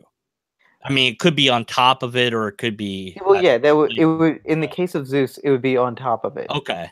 And I would have to. I'd have to see logical proof for it. I'd have to see something else. There's nothing that there's you could say I'm apathetic on it though. It doesn't matter to me. It doesn't affect my life. So a well formulated argument would be all it would take. A well formulated argument. Well, the argument would have to be true though, is what I'm saying. Well, that's what I meant by that. Okay, and then for like say Muslim or whatever. In my case, one of the commandments, and I do follow this, is I do not have any other god besides my God. Right. So I don't care. There might as well not be any, in my opinion. Even if there were spirits that you could call a god, yeah, I would never worship it as a god, so it wouldn't matter to me. Right, but it's asking what would make you believe in that God. Oh well, I believe spirits like I believe. I don't want to say I believe ghosts. I think that there are ghosts. I'll say that. But that it doesn't affect my lifestyle, and I'm not sure that answered his question though. What would make me believe in God? It would depend on the God, though. Oh, okay. I think that's Like I think I mean, I think that's a fair question because there are many God concepts. So I think that you'd have to narrow it down. Okay, so what was the thing I was gonna? I was gonna read through that, or did you? I can clarify more on which gods I think like you could use a better not that Well, that's what like a his better question example. was. So I'm Yeah, saying yeah. For like, I think the idea of Allah, the Muslim concept, is more complex and more not complex, more sophisticated. Like the idea of a pagan god like Zeus. Like right. I just don't think paganism is correct. Or well, what about the Hindu gods? Well, Hinduism, they believe that, like, you know how they have like the 300 million gods thing. Well, they have quite a bit. I don't know Yeah, how many, they but say it's like 300 million. I don't know what yeah, it is, but they're I know actually of Shiva the Destroyer offhand. That's the one I go to. It's like, yeah, yeah. yeah. That's in the case of I mean, how can you not love something called Shiva the Destroyer? The it Destroyer. it would make a cool Yu-Gi-Oh card. I'll give you Yeah. that. However, in the case of that, they don't believe that those gods are um necessarily separate. They're the it's weird to put it like this, but they think of it as like the dream or like the manifestation of the one powerful God. I don't know because I don't know anything That about is what Hinduism, that is what but at Hindu. any rate, it would your answer I think would still be probably a some sort of logical argumentation. I Right. agree that there is definitely. I would even agree with them that there is a I my disagreement with Hindus is I don't believe that there are the multi the 300 million gods. I will agree that with them that there is the one source God. I would agree with that part. Right. Okay. So Mock Crusader, my arch nemesis. Sorry about that, man. Yeah, nah, that's all right. I suggest you journey to look for him to try to be a bit spiritual, actually experienced empirically. I did that when I was a Christian. So you listened to, I presume, my deconversion story since you commented on it, but you seem to have walked away thinking that I took the Bible literally, which I didn't say anywhere in the video. So it's almost like you didn't really listen to the whole video. I'm not sure which it is, but here's the thing, and I'll go over my deconversion really briefly.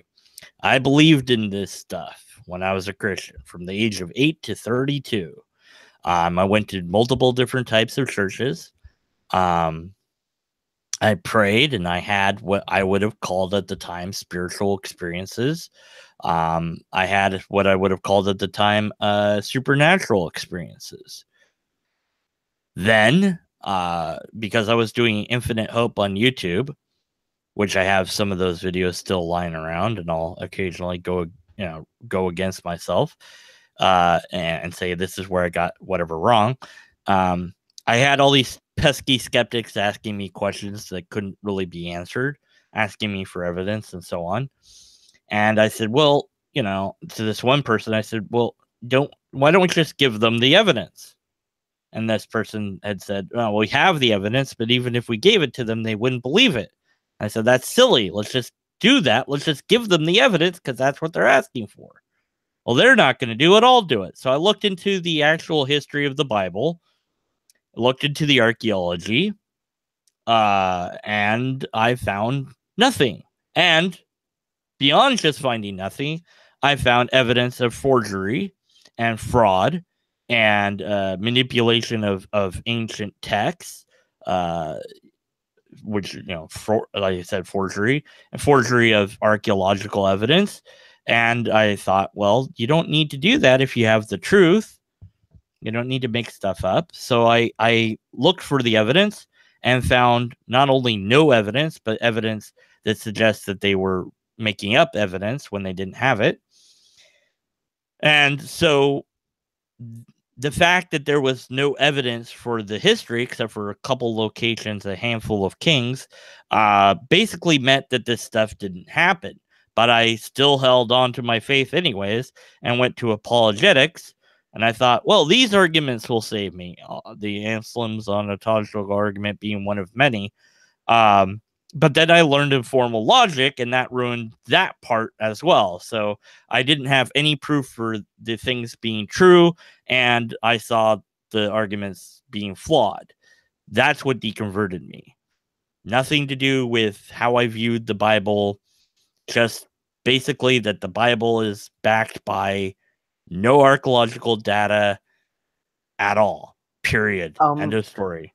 And you can disagree, but that was a year's worth of research a long time ago. Eventually, my friend and I are going to do a history of the Bible where we cover all of the stuff from scratch. But it's going to be a while before we're ready to do that because we got a lot to put together.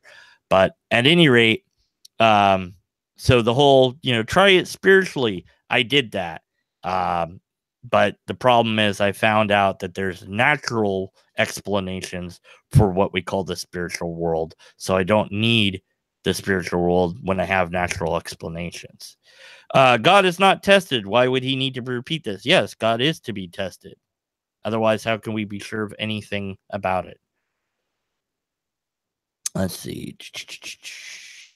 Let's see. He's immaterial. Prove it. Spiritual experiences, blah, blah, blah. Let's see. Okay. All right. That was all the questions. Come on, guys. Did you have questions for some account? I'm not that popular of a guy, man. No, I'm making them ask you questions. Yes, so we could go into the history. Yeah, that was that's a whole nother layer of sewer tapes of the history of Christianity. Also was a problem, but my main problem what history about it? That it's descended from Judaism, which is descended from I don't know if it's Canaanites and Babylonians as he suggests, but I know that Yahweh had was it Yeshur was the wife? Well, and there was a whole pagan god that Yahweh was a volcano god at first. Yeah.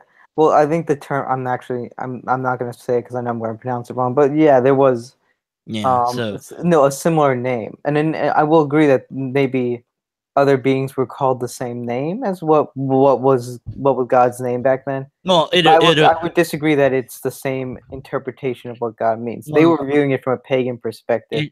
It evolved over the idea and concept of God evolved. Yeah, Asherah, right? God's wife. It evolved over time, regardless. But that's the natural explanation and natural way of looking at it. Where the spiritual way is more about feeling and faith and this trying to have an experience of God. And I understand what that's like because I had it and I wanted to share that with people. I didn't want anyone to go without that feeling.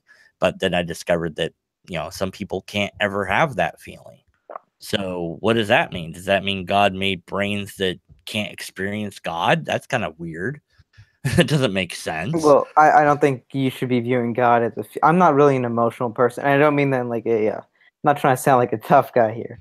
I just mean that like I don't like get emotional attachment isn't how I found well, yeah, everyone comes to it a different way. I mean, some people do go some sort of philosophical / intellectual route. I'm not saying that. I'm just responding to the question. Come on, guys, ask him questions, man. Ask him questions. Pester him.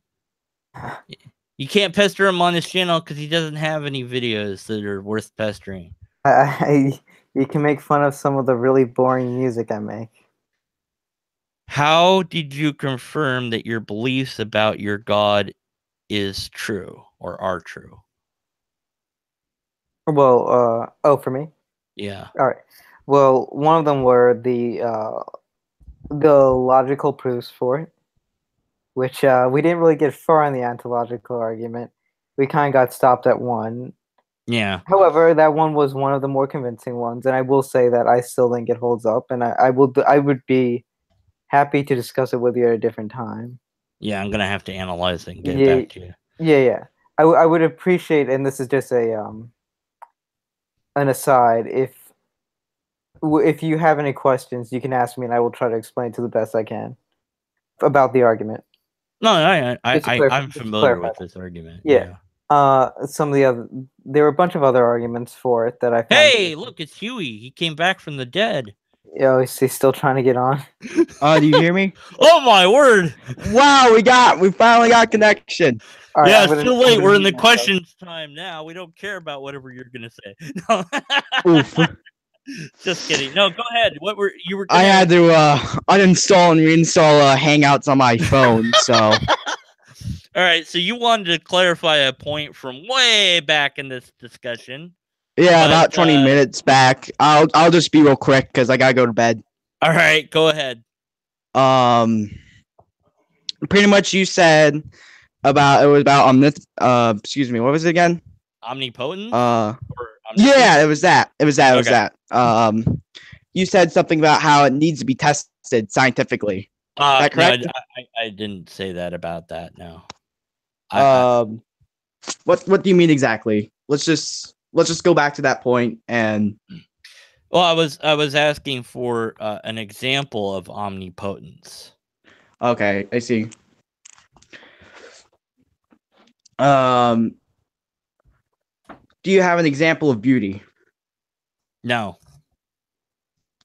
How come? It exists, right? It exists as a concept in the mind. So, how should I exactly define this? Do you agree that beauty exists? In the mind, yes. As a concept. I'm talking about in the physical reality. No. And I feel that you... Okay, let me ask you this. You feel the same way about omnipotence, right? I don't have an example of omnipotence. No, I'm saying do you feel the same way? I don't have any feelings about it. I don't know that it's even a thing to feel anything about. I'm talking about, do you think it exists in any sort of way? Yes or no? I have no proof that it exists, therefore I have to be skeptical of it. Okay, I'm just making sure I get your positions correct before I, go after your argument. That's all. Mm-hmm. So, do you think a god needs to have omnipotence in order to actually be a god? I don't have any preconceptions of what God does or doesn't have. That's up to the person that's making the claim about God. Okay. The issue with trying to test out something like omnipotence or something like beauty is that it's inherently metaphysical.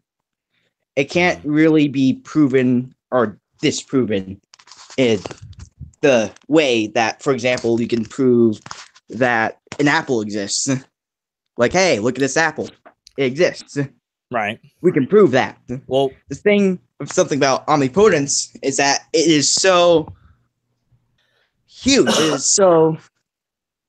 It is so massive of a concept that we simply cannot understand it. You can give me an example of something that you find beautiful, going with your statement about beauty, right? Yeah, and I could say, only this thing, painting or whatever you have in mind is beautiful, And now I might disagree, but at least you can give me an example of beauty, right? Yeah. Okay, give me an example of omnipotence. Give you an example? Yes, if you can give me an example of beauty, even though I might disagree, but you can still give me an example of it. Give me an example of omnipotence in the same way.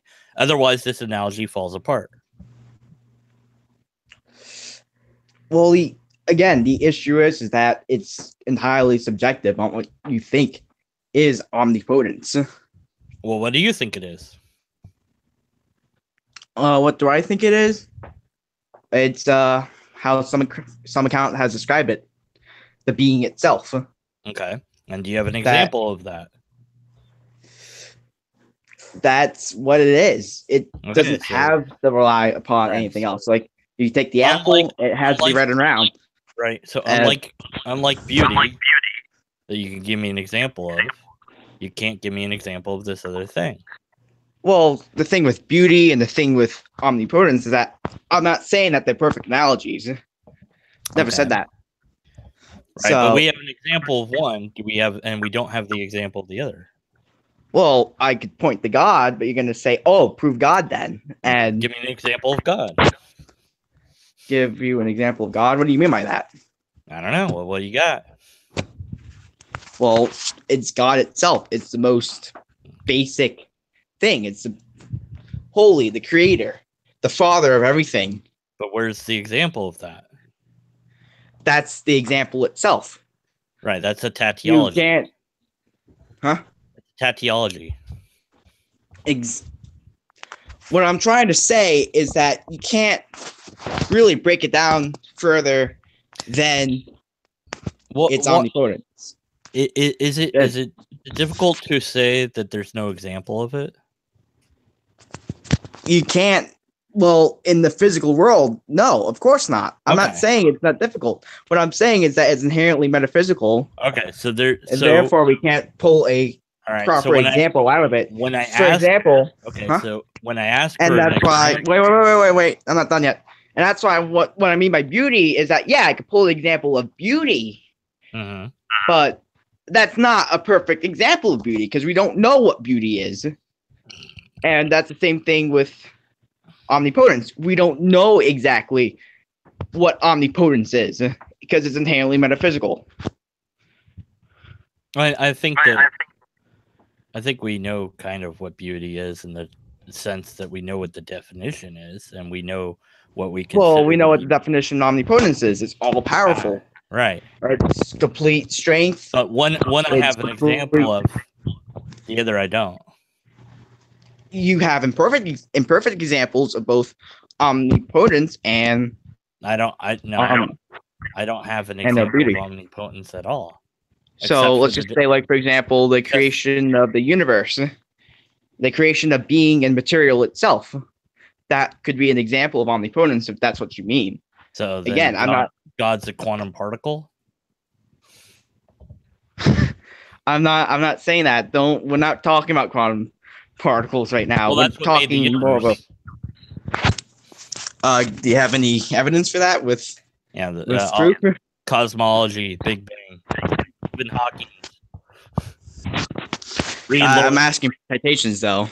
Do you have any citations for that? Because you could just say, it's in Lawrence Krauss and Stephen Hawking. Those are my citations.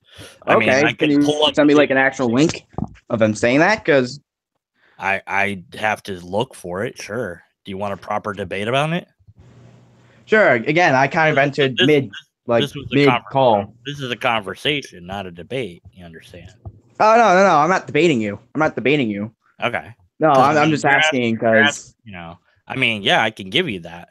The question is, even if you had it, let's say that we had absolute proof beyond a reasonable doubt that the universe can and did come from this quantum void of nothing, or whatever the hell we want to call it. Would you still believe in God? Well, it really depends on what you mean by nothing. It really depends on what you mean by God. No, I mean, you're the one that believes in God. I don't. So whatever you mean by God. But if we had an explanation for the universe that was natural, and we don't need God at anywhere and any point in that, do you still believe in God at that point?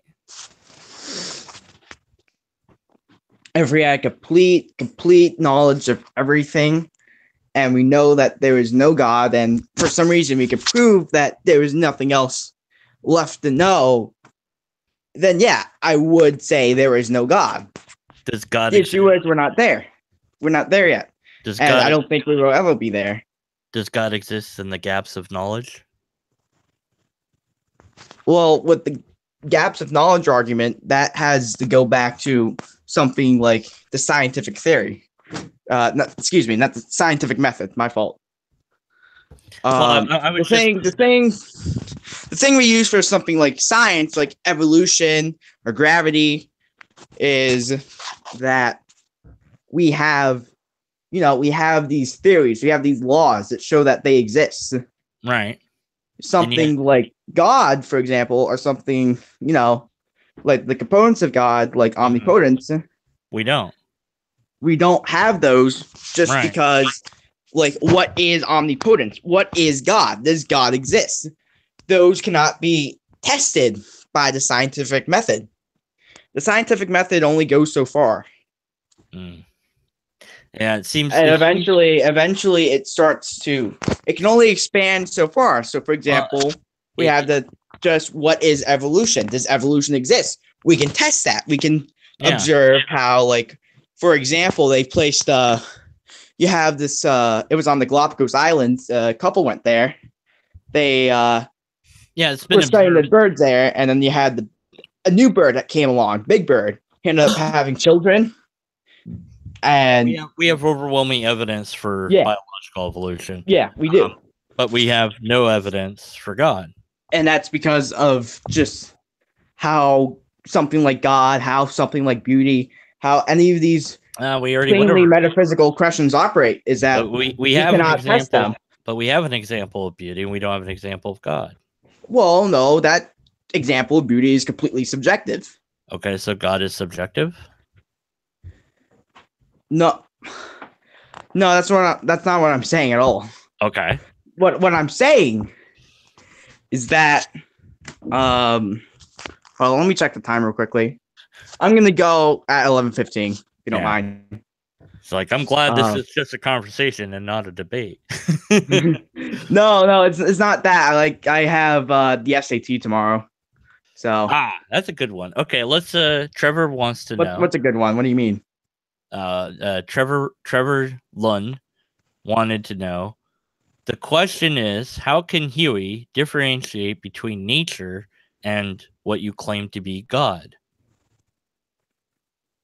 Well, what does he mean by nature? Can you define that first? Well, I would think that the natural realm, like, or the physical law. No, I'm talking about him because I'm just asking what his question is. Principle of surety there. Like, I'm just trying to get the definition of his terms.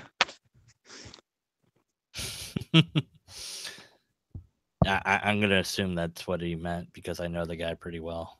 Oh, okay. So just the physical realm, right? Yeah. Okay. Well, the God is the being itself.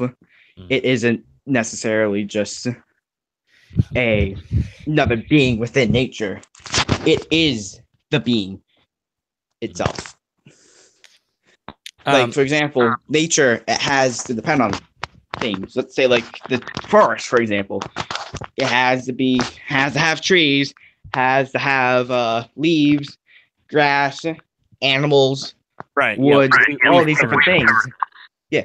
The thing with God is that God is the being itself. Okay.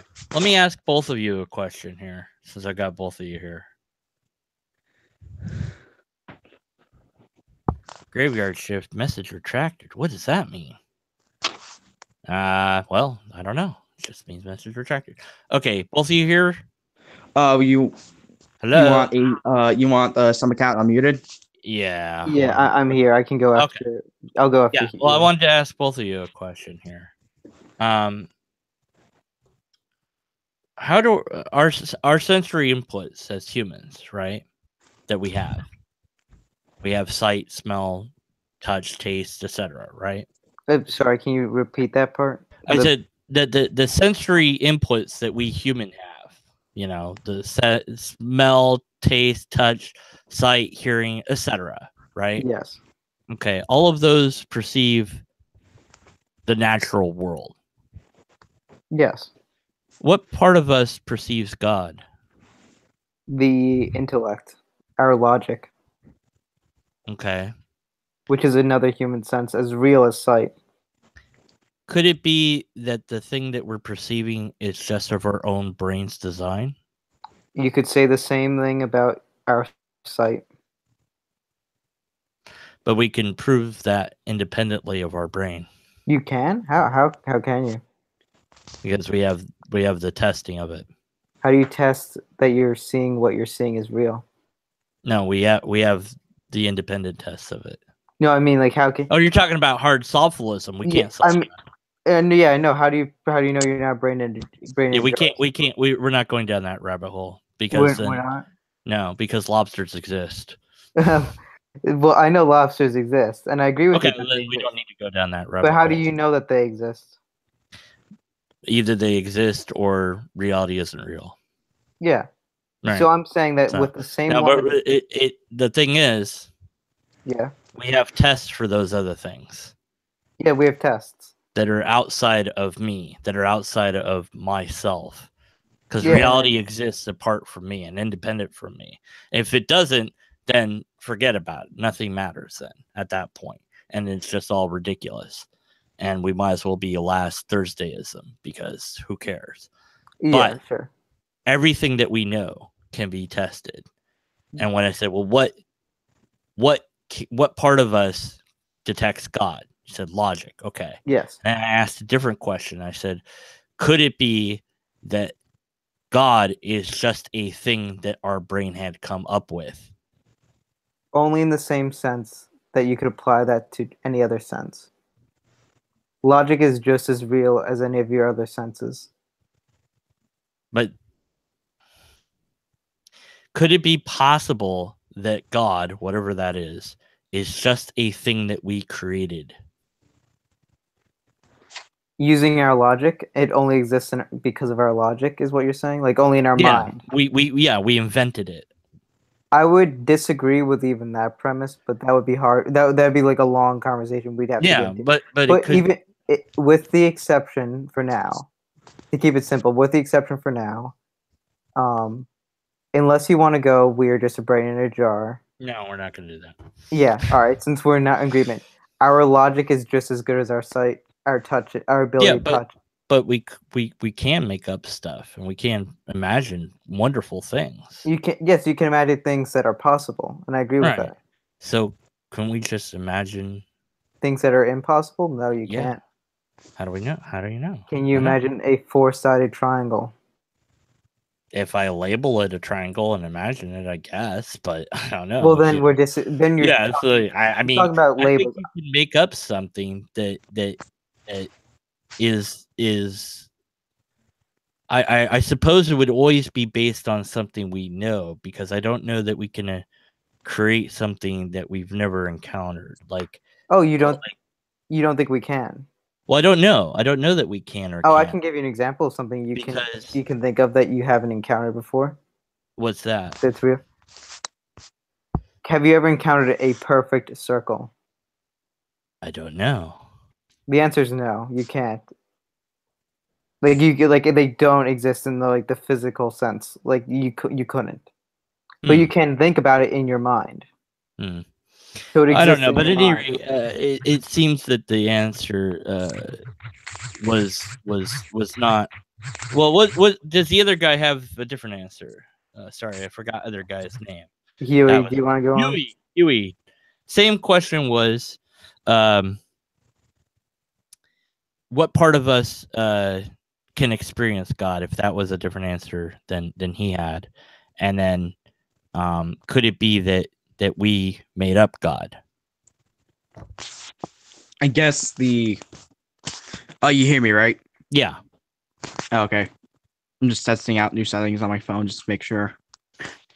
I guess the only sense that we really have of God would be with logic. And logic is realize any of our other senses like sight, smell, any of all others that stuff. I'm not sure exactly if I'm using the correct terms. But okay, and then could we make up God? I wouldn't agree with that we made up God. Could we? But we could make up many gods if we wanted to. What do you mean? Like, what do you mean that we just made God for what reason exactly?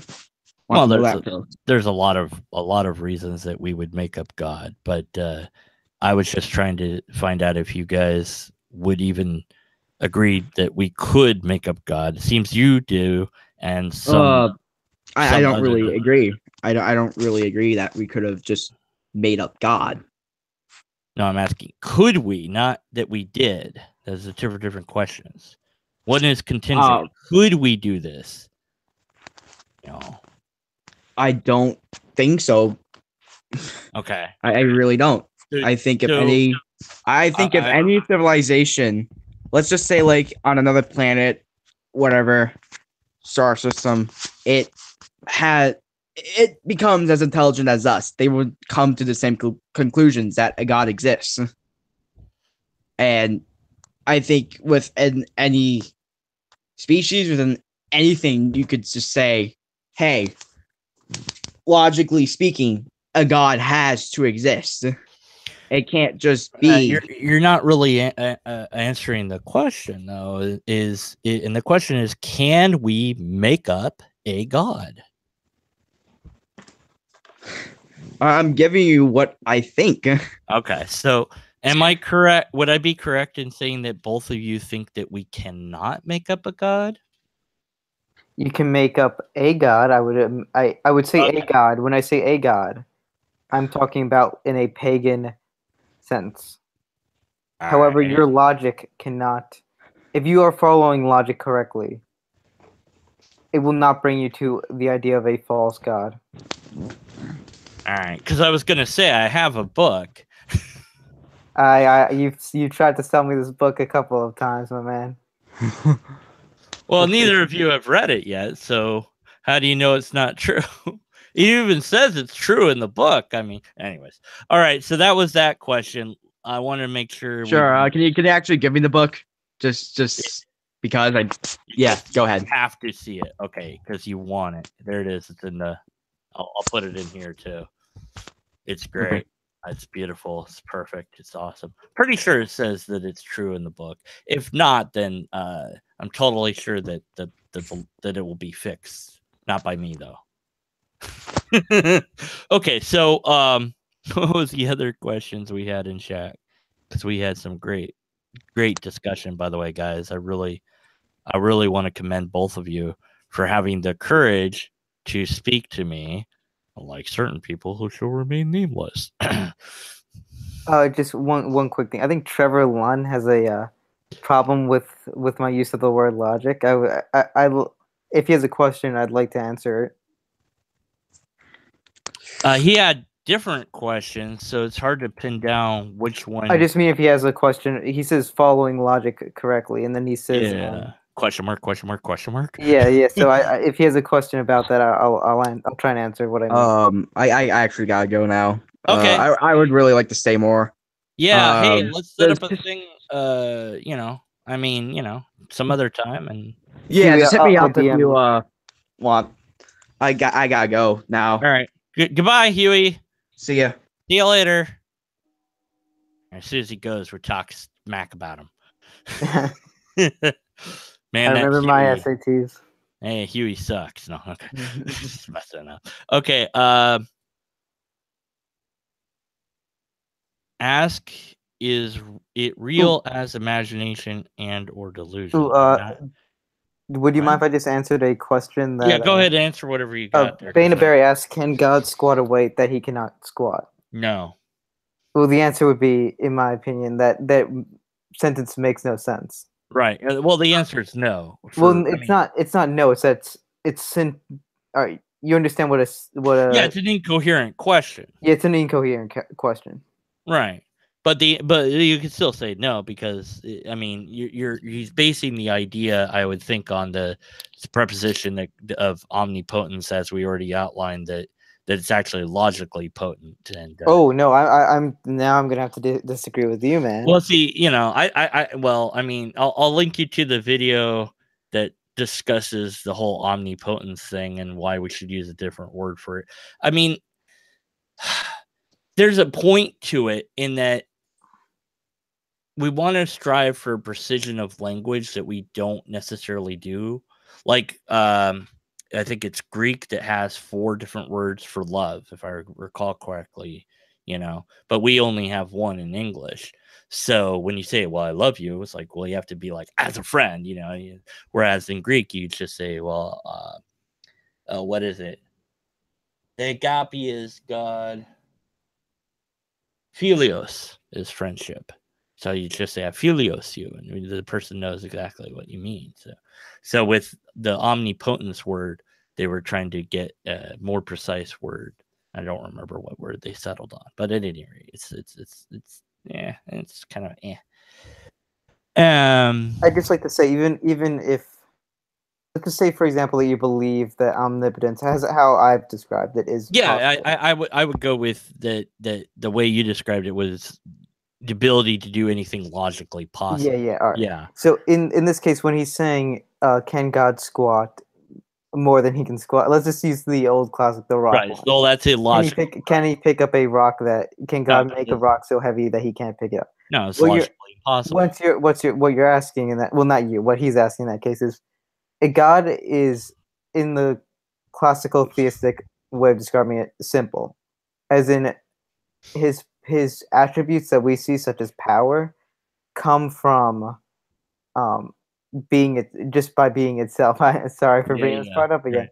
Being Um, again. I'm gonna have to research what the bleep you mean by that. Is this a Catholic it's not. concept? You know Aristotle, obviously, right? I know Aristotle, yeah. So is that It's where that the way he describes God is essentially it. So when I'm saying that when I'm saying that God making a rock so heavy he can't pick up doesn't make sense. I'm saying that power itself cannot create a power stronger than power itself, because right. that just doesn't make sense. Yeah. Syntactically, It's like it's logically incoherent. immovable object and then unmovable or unstoppable force or whatever. I typed in Google being Catholic like an idiot, like that would find what I'm trying to find. It happens. Yeah, and it was like 10 great things about being Catholic, and I'm like, oh, right.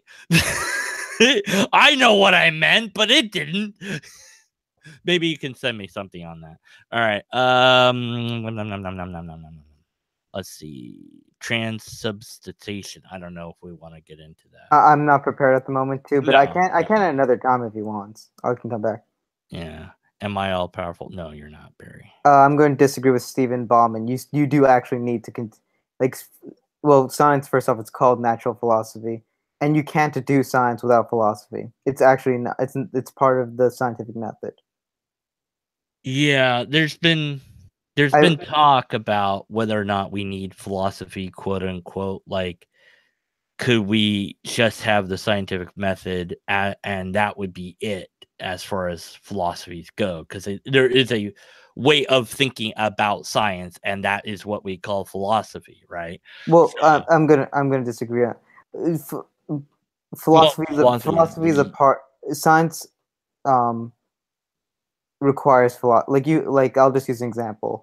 I did a paper. I was researching a paper recently on mice.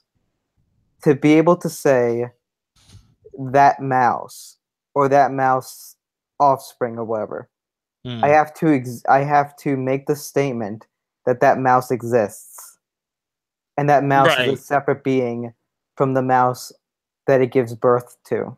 Yeah, it's That's a philosophical thing entirely. It's a premise. It's it's called that's what metaphysics is. Yeah. Oh goodness, metaphysics. Oh boy. I'll drag you through metaphysics one day, my man. No, not today. It'll be a fun day when that happens. Some other time. My brain is like we went into the quantum realm, and I don't know where we went, but it was great. I'll be dragging you to a Catholic church one day. No, I don't. That would be boring. Yeah, you'll learn to like it. No, church is just dull and boring. It's not interesting to me. The mouse assumes the mouse exists. The mouse, yeah. Presupposition. When the guy named Baina Berry, I'm pronouncing it wrong, so sorry. But he's saying that that's a presupposition. That's what metaphysics deals with, presuppositions. Yeah, within, of course, we could go within informal logic on whether or not we even need metaphysics or not. That's a whole You debate. do need metaphysics. Listen. It's a debate. It's a debate within formalized logic on whether or not we need certain laws of logic, and then we go into, well, we don't even need metaphysics if we have these rules of logic that we're going to adhere to because of blah blah blah. And I'm like, okay, my brain broke. I don't want to read anymore. But I've seen it somewhere at some point, and I just was like, yeah, that's nice. I'll stick with what I can make sense of. But yeah, you have the what is it called with the number thing? Mathematical realism. Is that what it is? It's when you believe that math is like an actual thing. Like it's like it's not physical, obviously, but like it exists in outside of our mind. There it is. I'm going. Hold on. I gotta disagree with Stephen Ballman in there. Yeah, what's his name? I like the guy. He seems nice, but however, he's a great guy. He could come in here. Steven, you want to be in here? Yeah, he can come in. Steven, get in here. Maybe he can explain about the quantum stuff. No, he knows rocks. That's his thing. Oh, he's a geologist. I feel bad for him then. Why? So, rocks are awesome. Well, I do biology, so I find the other stuff kind of boring. Oh, if I gotta be honest. It's like your face is boring. my face is very boring, sir. That's Where's your thing? Where's your thing on Twitter, Steven? Well, I just want to address Stephen. You have to use you have to make presuppositions in science, and that's what metaphysics is the study of the presuppositions that we make, such as what does it mean for something to change? What does it mean for something to be? And for those things, that's where we debate. That's where we have philosophy. But I'm sorry, I don't understand the analogy Stephen's using. I don't know. Yeah, I don't know. If he comes on, we can do. I'm fine. Yeah, you can talk directly to him, and I've got about half hour because I have to get up for work tomorrow. He's got a half hour. Hurry up, Steven. Get your butt in here. Send the link, man. I did. I sent Link. I sent Zelda. I sent Ganon. I sent the Triforce. Oof, that's a lot of people. How do you know which metaphysical framework is true? No, that's how. Just, no. Well, they have to be logically. I can't post a link. I emailed it to you. I can't even type anymore. To answer a Bainaberry, you have to logically go through it to see if it's coherent. It'd take a while. I mean,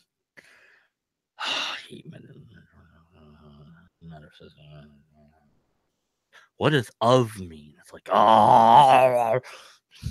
I'd rather do truth tables than do metaphysics. Truth tables are very taxing things that you are supposed to do in formal logic, and they're boring. I'm a fictionist regarding grounding. Huh? What? I don't know what you're talking about, people. I don't know either. I'm not that smart of a guy, if I'm going to be honest. I don't know what the hell's going on anymore. Nope. Come on. Haley, what's this? No, look, Steven. How about this? Wait a minute. I think I'm being stupid here. I could do it that way. Somebody's gonna read the lobsters and become a lobster. There, I sent you an invite. Maybe that will work. Believe me.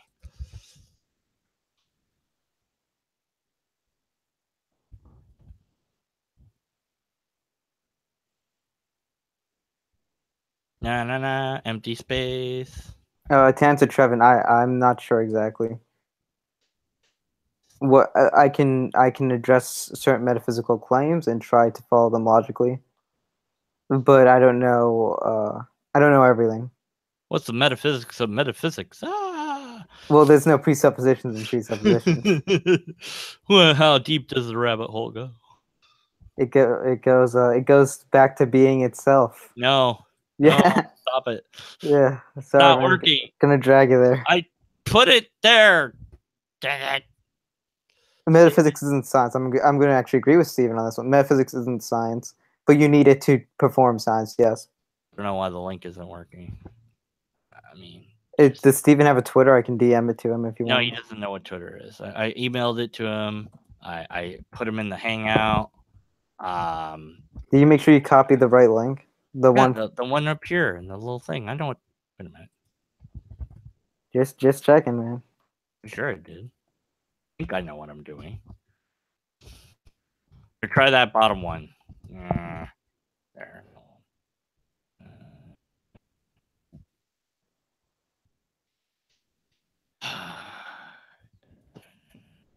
To answer But- Trevor Line, you don't presuppose of.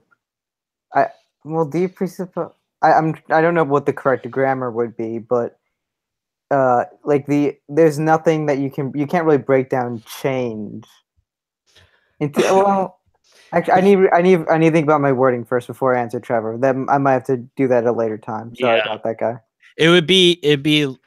I think it's probably akin to within informal logic, we talk about premises, and all questions contain a premise in them. So if I say, is the light, premise one, the light's on, sorry. Okay, reboot it again. If I ask, is the light on? There's a hidden premise in the question because I'm assuming there's a light and that it can in fact be on. So finally, there it goes. Oh my god! Freaking work! Ah! Okay, we've got Steven. What up, Steven? How's it going? We don't need your camera on. I'm trying to turn it off. I mean, just hit the little. There it is. I got it. Now you're a cat again. He said he didn't like rocks, and your rocks are boring, and so fight. Oh, I don't like cats. Fighting. I don't like cats either. Doesn't so like it's gonna cats be better. either, or ceilings. It's only gonna get better from here. Yeah. All right. So Steven is gonna eat someone on this stuff, and I'm gonna shut up. All right, yeah. So, Steven, you're saying that science doesn't need metaphysics? No, it doesn't. All right, so I'm going to disagree with you on that one. Go ahead. All right, so when you're making a hypothesis, let's just say, for example, dogs die when given chocolate. Is that just like a basic thing? Is that correct? I'll for the sake of argument, I'll say yeah, sure. For the sake of hypothesis, at the hypothesis level. Yeah, of course. So, dying is a change of being. It's a cessation of life function. Yeah, like it's a change in their metabolism, obviously. It's a cessation of it, but what does it mean for something to change? But the hypothesis wasn't that. The hypothesis is the dog dies from eating chocolate. Yeah. So what we're saying is that the dog is changing in some way.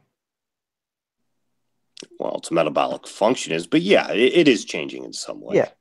So to be able to ask that question, we have to recognize that change is an actual thing that's possible. Yeah, but where does the change stop? Once it dies, where's the next line? Do you start waiting for the bacteria to come in and eat it? Is it still a dog? Well, it's still a dog. And then it ends up a pile of bones and then dust and bacteria. Is it still a dog? Well, whether it's still a dog or not is a different question. Yeah. I think, but the metaphysical thing that we have to work with is what is change, and is the dog actually changing? What does it mean for the dog to be changing? What does it mean for the dog to be going from alive to dead? But here's the thing. Yes. Your hypothesis just simply stated that the dog died from eating chocolate. It doesn't have to actually do with any change or transcendence or where did the metabolism go or how long does it take for it to become a pile of whatever, just bones. It doesn't have anything to do with that because in science you have to be more focused than that. You can't be that general. When you start being that general, you're not addressing the point of your original hypothesis. See what I'm saying? Yeah, and I'm in agreement with a lot of that. What I'm saying though is, and the fact that we are acknowledging before we even get into the hypothesis, we acknowledge that change is a thing that's possible. Well, That's yeah. a that's a presupposition, Well, yeah. I mean, you and combine. that's metaphysics is what I'm getting at. Well, we can observe change in other things, not necessarily life functions. You take a positively charged sodium atom and put it against a negatively charged chlorine atom, you're going to get salt. Yeah, and I'm So, agreeing with that.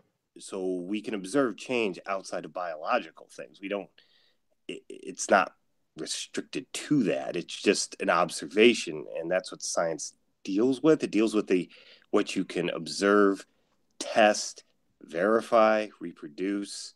It doesn't have to really do with the core philosophical part of it. Like I said, my comments, it has to do with the natural world.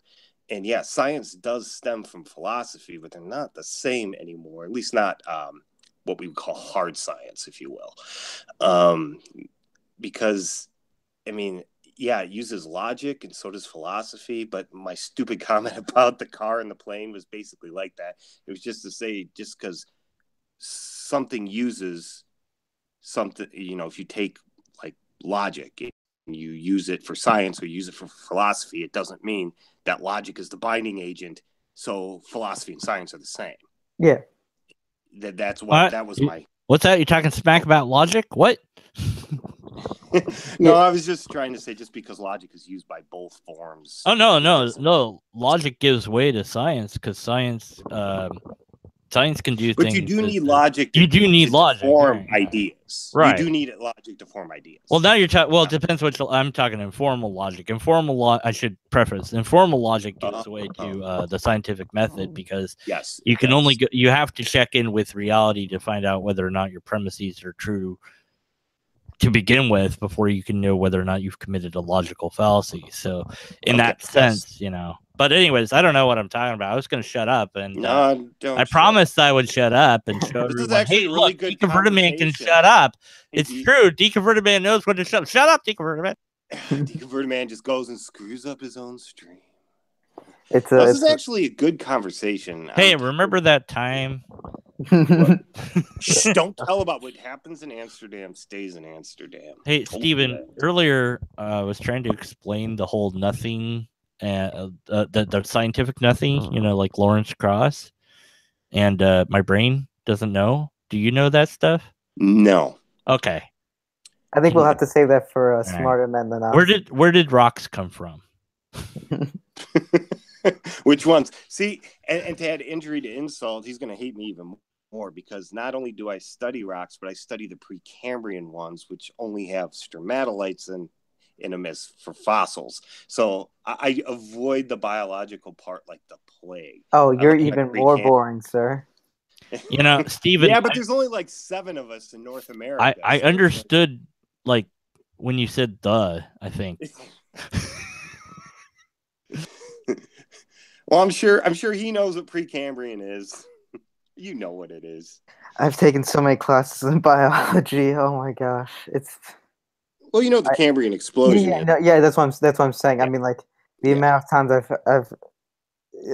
I always feel bad for Cambrian, and he's just exploded. I mean, he's just like he's just like chilling out. Yeah, it's one of those things we call an explosion that kind of confuses people because it really wasn't. It's like when people try to sit there and describe the Big Bang as an explosion, which it wasn't. It's kind of like the same thing with the Cambrian explosion. Yeah. The universe is like, hey, Cambrian, you think you had it bad?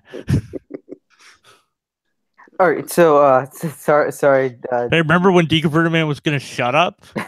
No, I don't. Yeah. But I think then aren't we at agreement that science does.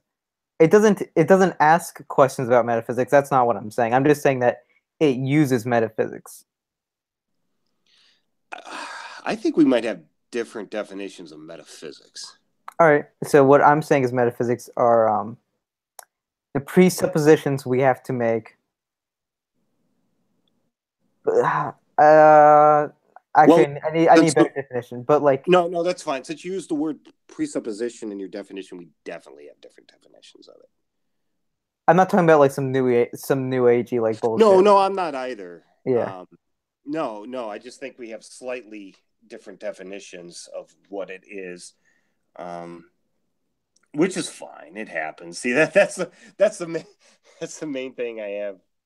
Problem I have is like, a lot of times we don't communicate our definitions, and then we spend hours arguing about what they are.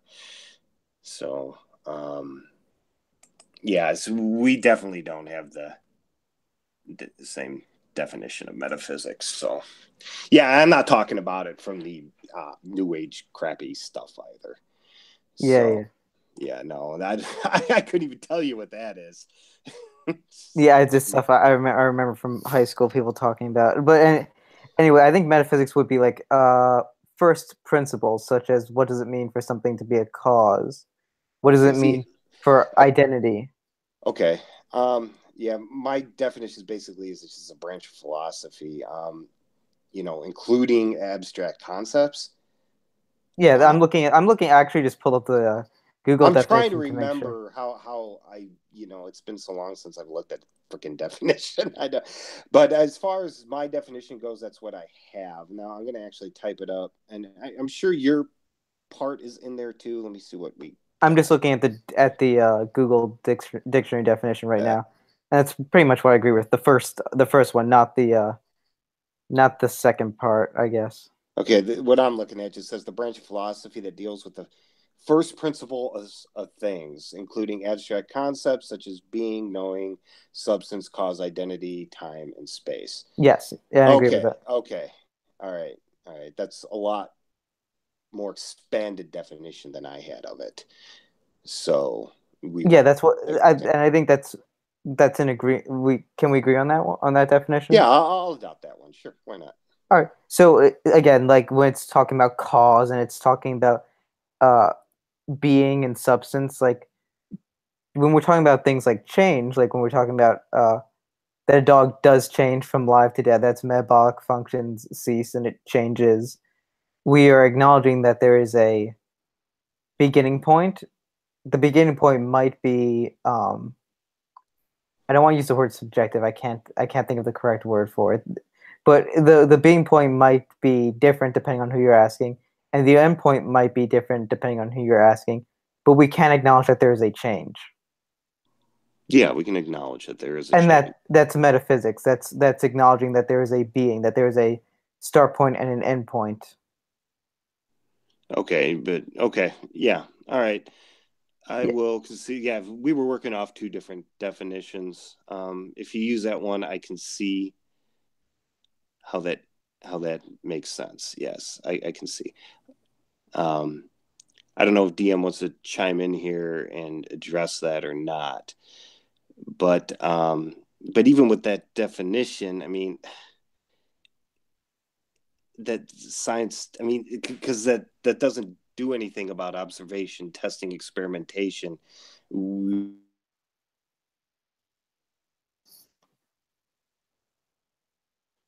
I'm sorry, man. Did you cut out or did I? Oh, did I cut out?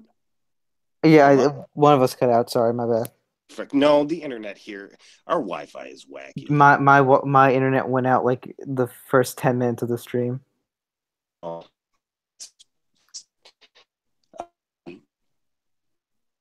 I thought get old sucks. Wow, Steven became a robot. Yep, he's a robot. Steven, you might have too much static on your router. Just like rub a cloth over it or something. Like hit it with a rock. Yeah, hit with a rock. Let's see how that goes. Put the cat over it so you can give it a cat scan. That'll do it, I'm sure. Have you tried turning it off and back on again? I think Steven died. Oh well. Yeah, it's okay. He wanted me to chime in. Oh, metaphysics? I don't know, man. It's that better. Oh my god. Yeah. Sorry. Okay, yeah, it's ahead. Like okay, like within informal logic, like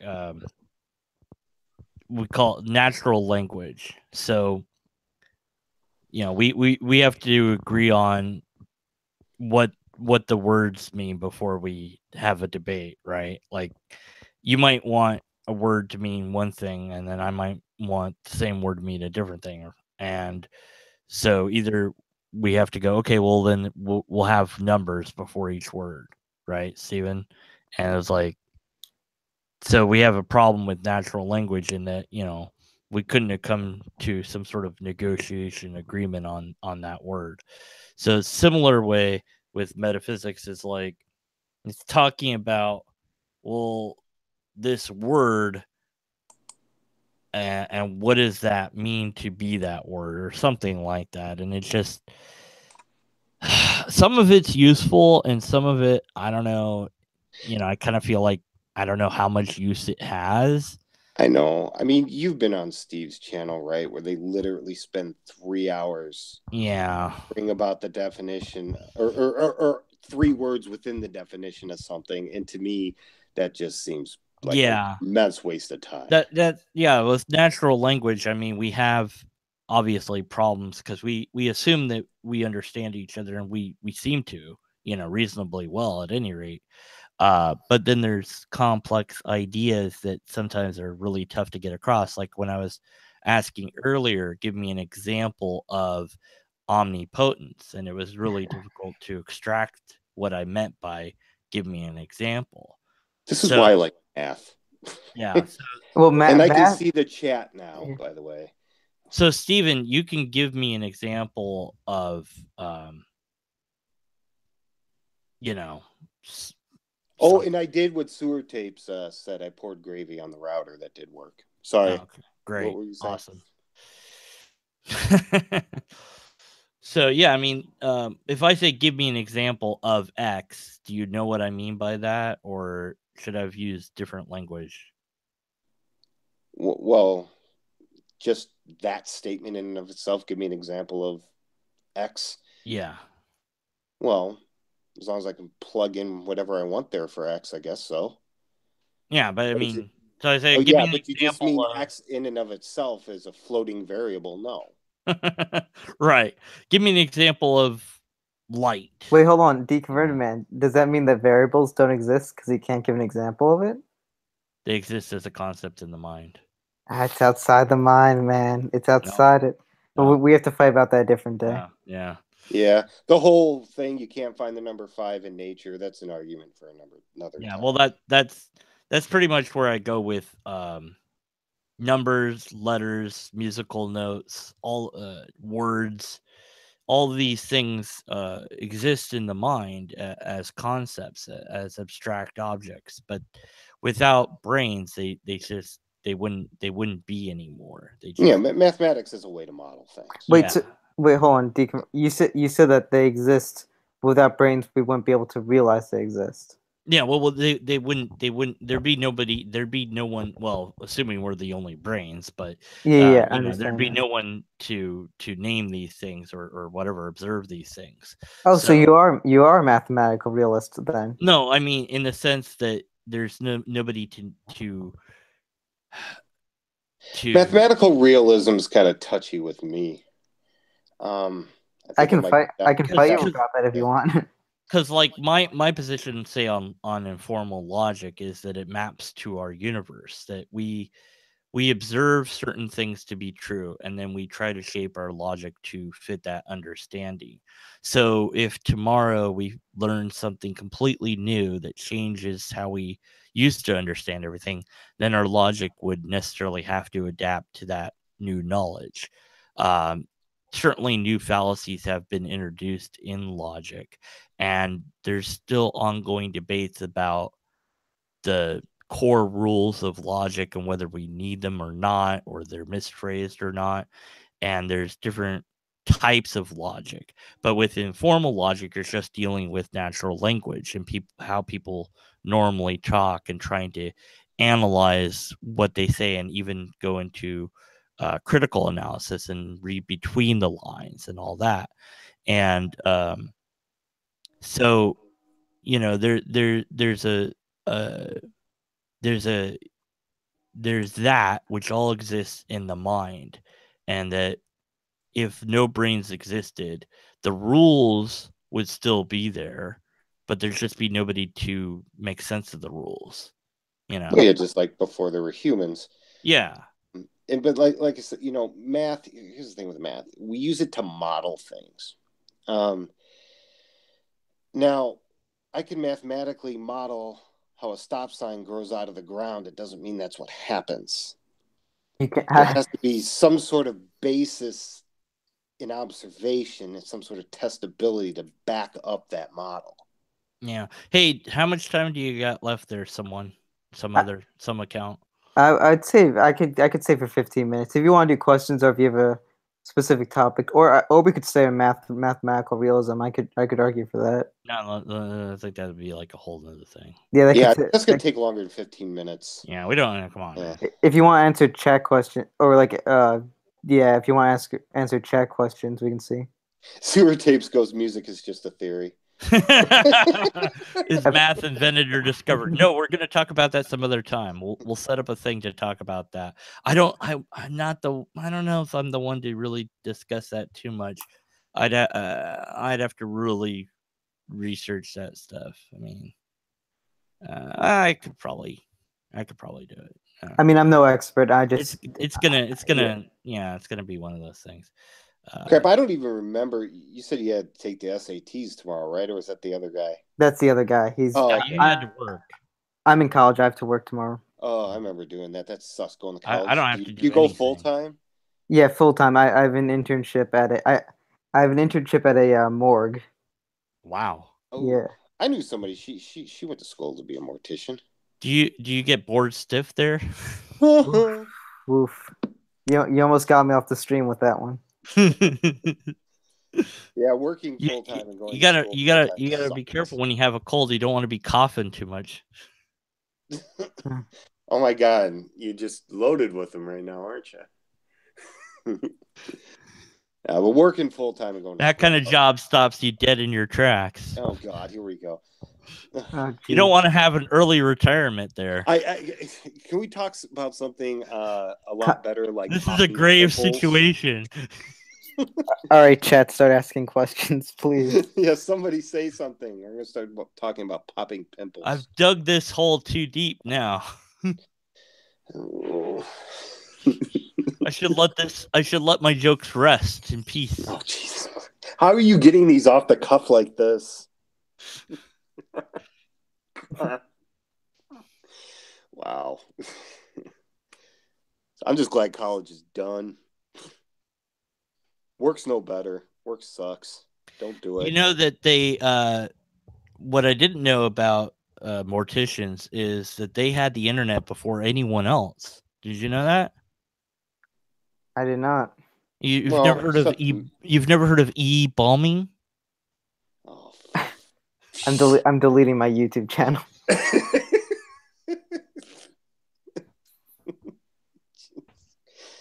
And I thought he was being serious for half a second, and then the train just derailed. I was about to say, I'm pretty sure it was the military that made the internet. Like, it was ARPANET. It was and then I was like, nah, here comes a crappy joke. You know that once a person rots away, though, they're way more heavier than they started out with. You know why? Because it's skeleton.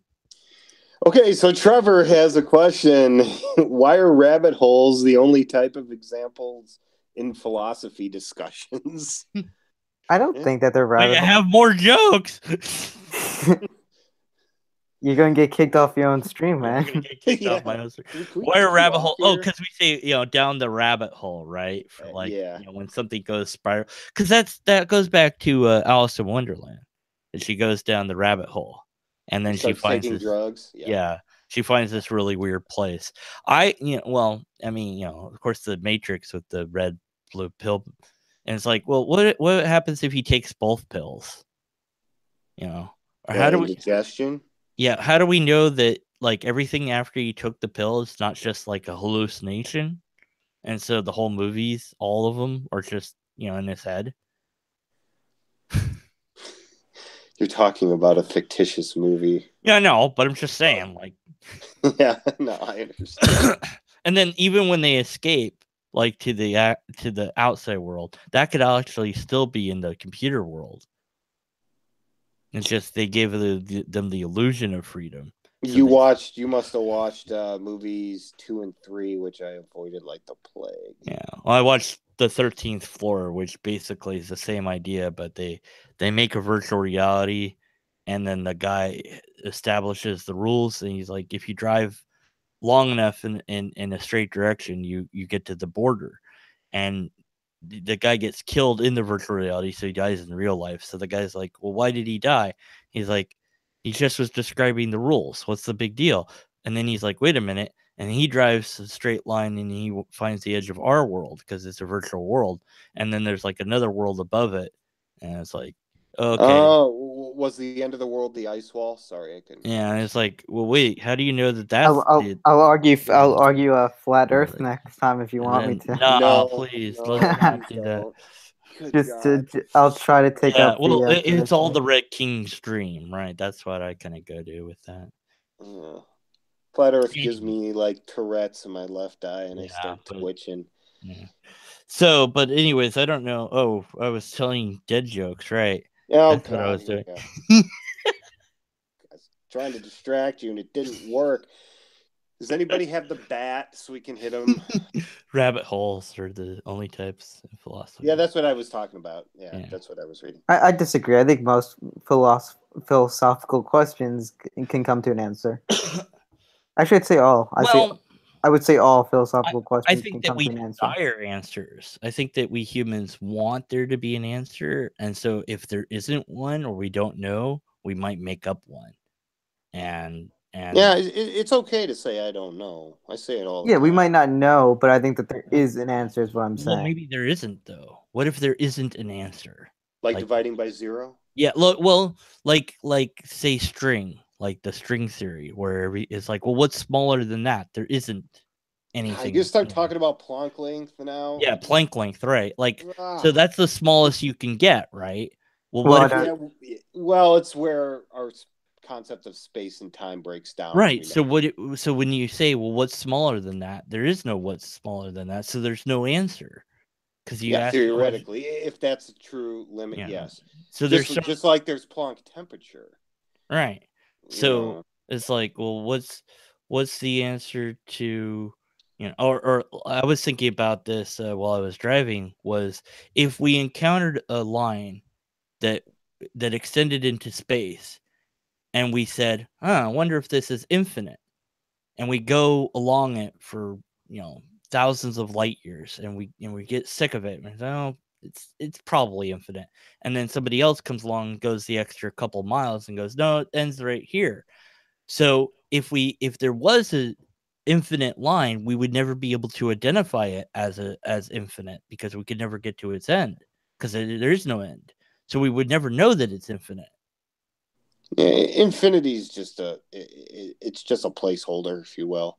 It's not an actual number. But if it did exist, like if there was a line that just went on and on, we would never know that it was an actual infinite line. No, there is no actual way to know that. That's what I'm saying. That's so there's no answer to that.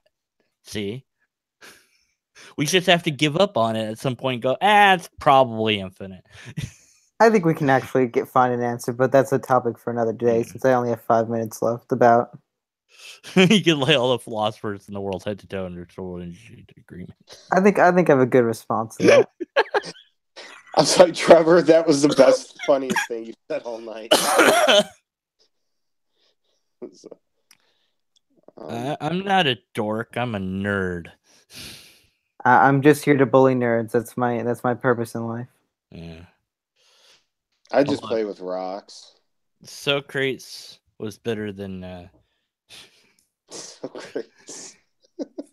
Better than Abraham Lincoln. We're all dust in the wind, dude. So what time zone are you in? Over 9,000. I'm on the East Coast. Oh my God. We're about to get snow, so let's see how that goes. You're gonna get the snow we got this morning, and yeah. Mm. And you know what's right behind that? The heat wave. Yep. Well, before he runs out of time,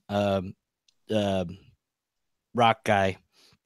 Who? Oh, me. Okay. What was your take on the ontological argument? Were you here for that whole fiasco? I was not here for that. Okay. I was in Johnny Drive-By's. Oh, okay. Well, we went over the ontological argument. You know that one off the top of your head, right? Yeah, of course I do. But we've got like 3 minutes. Yeah, that's all we need for you to destroy it, though. Yeah. Steven, I will try to speed run this one if you want. No. He knows what it is. All right, so you know it. Come on, you have a rock so big that a real rock has to exist in reality, and then the perfect rock exists. So therefore, well, rocks can't be omnipotent. I don't know about that. Maybe they could. How do you know? It's material, so it has to have a color. How do you know it's material? Maybe it's God hiding as a rock. Well, then it's not a rock if it's not material. Well, but it's pretending to be a rock, so we think it's a rock. Well, it's not. Then it's material. If it looks like a rock, then it's material. Well, I don't know. Didn't God become material though? Well, in Catholicism, Jesus was fully God and fully man. I will have to specify that point. Yeah. Now, here's an interesting thing, because a lot of denominations disagree on what you must do to be saved, like the specifics of it. Yeah. And so this is like, well, if you're even slightly off, you're screwed. No, I would disagree with that. Well, I mean, the Pentecostals have an idea, and then that's very unique, and then some of them, and then the what was it? First Church of Christ, I think it is, has another idea that's are they Baptists? I think no. The First Church of Christ is its own thing, and it's non-denominational. Then. No, they are their own denomination. Yeah, no, which would be non-denominational in that case. Like they don't belong to a bigger group, is what I'm saying. Oh, they probably trace their history back to either Baptist or Lutheran. Who knows? Yeah. Well, see. They had a thing where you had to be baptized in a certain way, but not just that, because that wasn't enough. Also, you had to understand that you had to be baptized in a certain way. And it's like, really? And the guy, he said, his father was a Baptist preacher. And he said, no, my father's in hell. He was dead. And it's like, why? Because he didn't get baptized in this certain way. And it's like, really? You believe that? That's so unfair. And then with the Pentecostals, at least the one that I was at, because different Pentecostals have different ideas, that you had to speak with the tongues to have the Holy Spirit. So if you didn't do that, then you didn't have the Holy Spirit, therefore you weren't really saved. And I'm like, well, if that's true, then all these other Christians are screwed, and that doesn't seem that fair to me. But that really helped me to realize that the whole system isn't fair, because you have to do a certain thing. You have to either accept Jesus into your heart, or believe that he died for your sins, or a combination thereof. Do you have to believe that Jesus is God as well? Well, maybe, I don't know. But, and it's like, so you've got like less than 33% of the entire world, 33% is about how many Christians there are, but less than that have it just the right way, or maybe God's not so tight about it. But then if you don't believe in God, you're screwed because you didn't believe in God, which is also rather arbitrary, I think. It's like, why punish people for not believing? You didn't, that doesn't make sense. How did you go through that internal torment? I can't even imagine that. I grew up in a very secular household, so I never really had that. So I have to live vicariously through you. Well, you've watched my Infinite Hope videos, right? Yeah. I apologize for that. You grew up Protestant. I can't imagine anything worse. Well, we started with Lutheran, so that's very close to Catholic. It's close. It's a little lame, but like it's close. But yeah, I mean, we did the what's it called? Affirmation? That's not the word. Where the whole church is like, we believe in Jesus, blah blah blah blah blah blah, and the whole. Oh, I forget what it's called now. It's similar to the Nicene Creed, I think. Yeah, something like that. let's see. How I view Oh yeah, I believe in God, the Father Almighty, Maker of heaven and heaven earth, and earth. Jesus, blah blah blah, blah all that. Yeah. Yeah, it's like yeah. Well, yeah, that's just explaining. You're affirming what you believe, and yeah, I believe everything in that. every single time. But see, that church was cool because the pastor, he would say, now let the children come forward, and then all the kids would go, and he would have like a little mini church just for us, and like sometimes have puppets or whatever, and like explain what the sermon was, but on our level. And so, I like that part. But then after that, I would like go outside and run up the hills and stuff because, yeah. So church was boring even back when I believed. But when I was a teenager, it wasn't as boring. And then when I was an adult, it depended on which church I was at. Some of them were really boring. Some of them were like weird, like the one where they separated the men and the women. That was really weird. Was that Pentecostal or Baptist? No, it was. I don't even know what type of church. I've never even heard of that. They had I've a heard it service. They before. had two separate services. They had a service just for the men, and then they had a service for the women because the not mix. You can't have them mixing. And then also in that particular church, they had it was built on a farm, and then they had these like troubled youth, and so it was like Bible boot camp sort of, like they were like, like helping these kids be off the streets or whatever, away from drugs and stuff like that or what have you. And basically they were kind of like giving them shelter away from their problems and teaching them about the Bible to get them off of drugs or booze or whatever the bleep they were doing. And seemed to work. I mean, but you're really just replacing one problem with a different problem. But yeah, the problem is Protestantism. If I'm going. Well, the thing Yeah. is with that is, that there's like, what you've done is you've given them a community away from the community that was the bad influence. Although it's a different community that has potentially a different bad influence, but at least it's a less bad influence, or whatever. But it was weird. Then there was that one church that like they had this thing, and I was like almost sure they were kind of like a cult because they all had these little pins that they wore. I'm like, this is really creepy. And they were like, oh yeah, the pastor got sick. We're all praying for him. And I'm like, yeah, and he's gonna make a miraculous recovery or something. This is gonna be really creepy, isn't it? And I'm like, I'm getting out of here. So yeah, that's weird. Yeah, that. Wow, can't even imagine that. No, just so people know, I don't have problem with rational religious people. I really don't.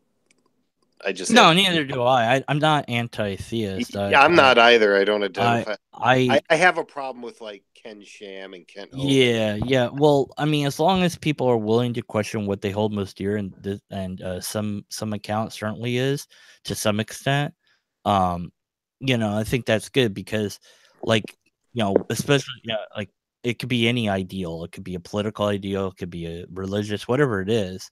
If we come to the table and we're to negotiate something, we have to be willing to give up a little bit, right? And so when we hold some view and we say, oh no, I can't, this is the view, it's like with, say, Islam. It's like, yeah, I want to cut off your head because you're not Islam. Well, that's not very good. I don't want to be Islam, and I don't want my head cut off. Could we have a compromise? No. Okay, well then my only answer is I have to remove you from society. Either I have to imprison you or kill you, and those are both bad for you. So can we please be reasonable? Nope. Okay, well, there's some ideologies that you can't do anything with them, Yeah, so, I would agree with that. Yeah. So you have to but that's not all Islams. They're not all that way. Some are reasonable. And it's like, well, I'm not really worried about the reasonable ones. I'm worried about the unreasonable ones. Yeah. But we have these talks, I think, to try to get to like the root of what this thing God is or isn't, and like some accounts view of it is very different than somebody else's view of it. Yeah. And well, and it's interesting. It varies. Right. whatever And it the is. Canadian in me tries to play nice, but I will Yeah. admit I do have my triggers. There Yeah. are some things I will snap at. Well, I'm the problem I think with, say, the Catholic Church would be, the scandals that are still out there about it. That, yeah, it's like, I don't know. I would like to say one point about the scandals. If I can have like a moment about that.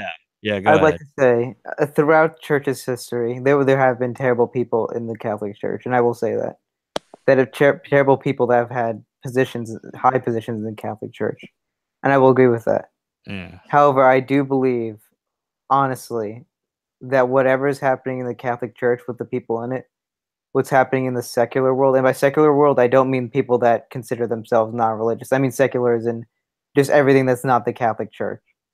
What I believe, what I believe is happening in the secular world is always worse than what's happening in the Catholic Church. Oh.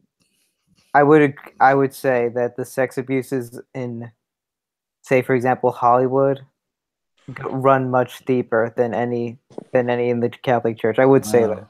A We- lot we- of a lot of that has been the main thing I've seen with this current state of affairs that we're in is like accusation has somehow become guilt.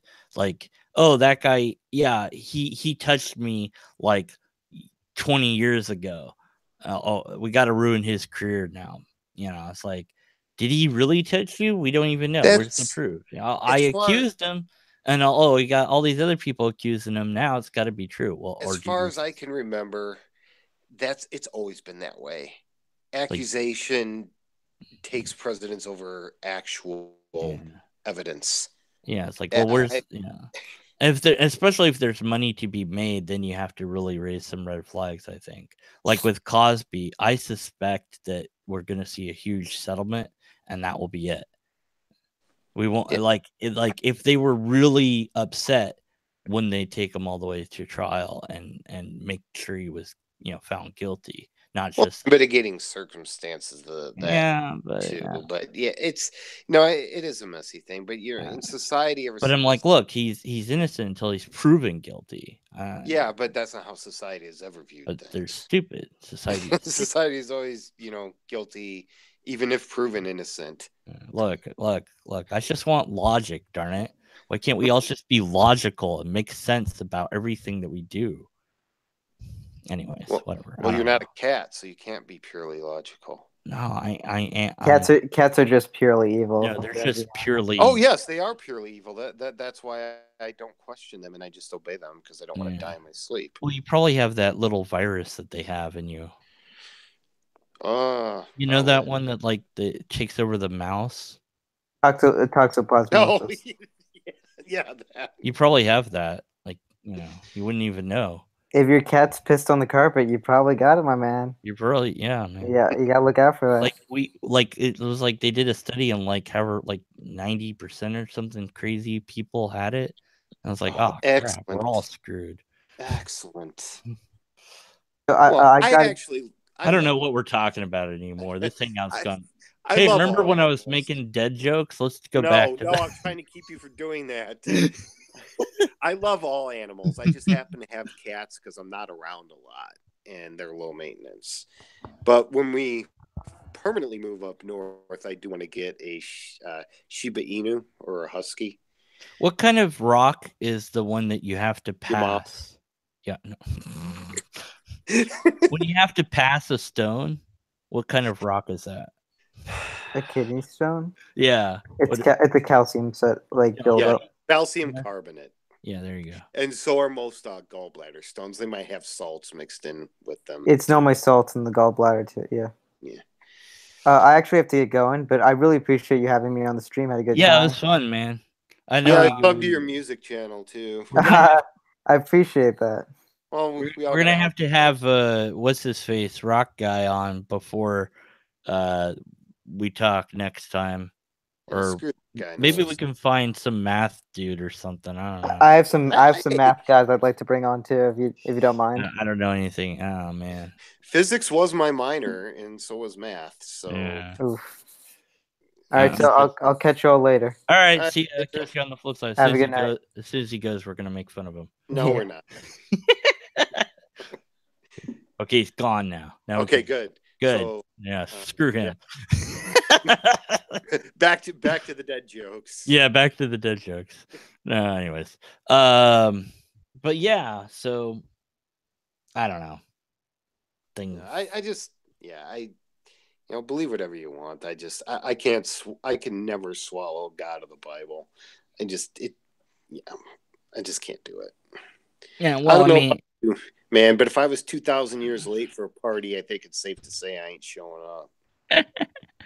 Well, I had part of the ontological argument is this idea you can conceive of the greatest being, and because you can do that, then the greatest actual being is one that exists. And I said, well, the greatest being I can conceive of is one that's told the entire human race that it exists. And we don't have that being. Maybe we could have. If we had, it would be a totally different world, I read it. Yeah. I'm now a lobsterist. Yay! And one person's concept of what the greatest being would be is not necessarily the same as the others. Yeah, but I have a problem because it tries to basically just define the thing into existence. And so I kept asking for an example of, say, omnipotence. And it's like, well, he kept just defining it. And it's like, the definition is not what the thing is, Yeah, you need an example.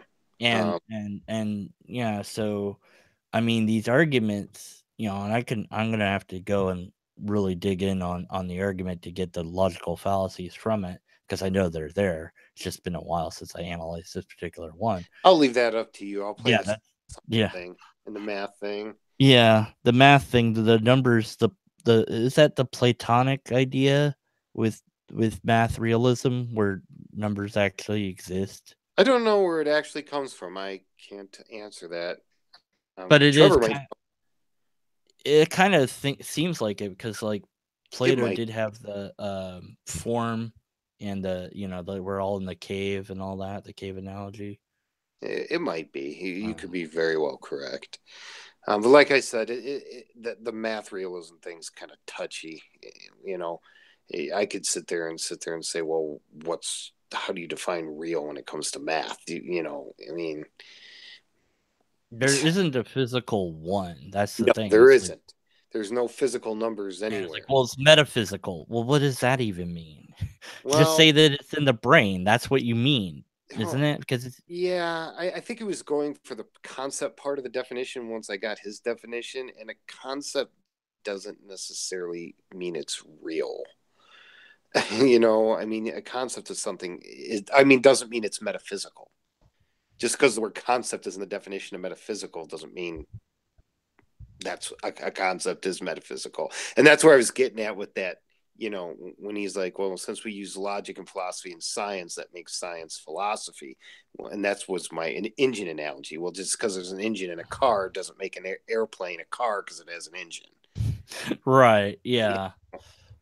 So yeah, I mean, there's a philosophy of science, but there was kind of that argument that was going on for a while. I think it was Dawkins, but I could be wrong. That was saying like philosophy is dead, and it's like, well, is it? I don't know. Like, you can only go you can go to kind of ridiculous places with philosophy. Like, you could be like, what's a cat like when it's not a cat in a blender? I don't know. Yeah, exactly. Or can you? Yeah. Can a cat be a lobster when it's upside down in a vacuum cleaner? I don't know. It's like, well, you could try that in real life. No. We're just talking about it. Doesn't it mention that in that book? Yeah, something. Yeah, I said that the worst possible being would have to exist if the greatest possible being existed. So, well, yeah, my ex-mother-in-law. So. Yeah, I just saw that now. I turned my head to look at the. Yeah. I already have proof that Satan is real. I know that.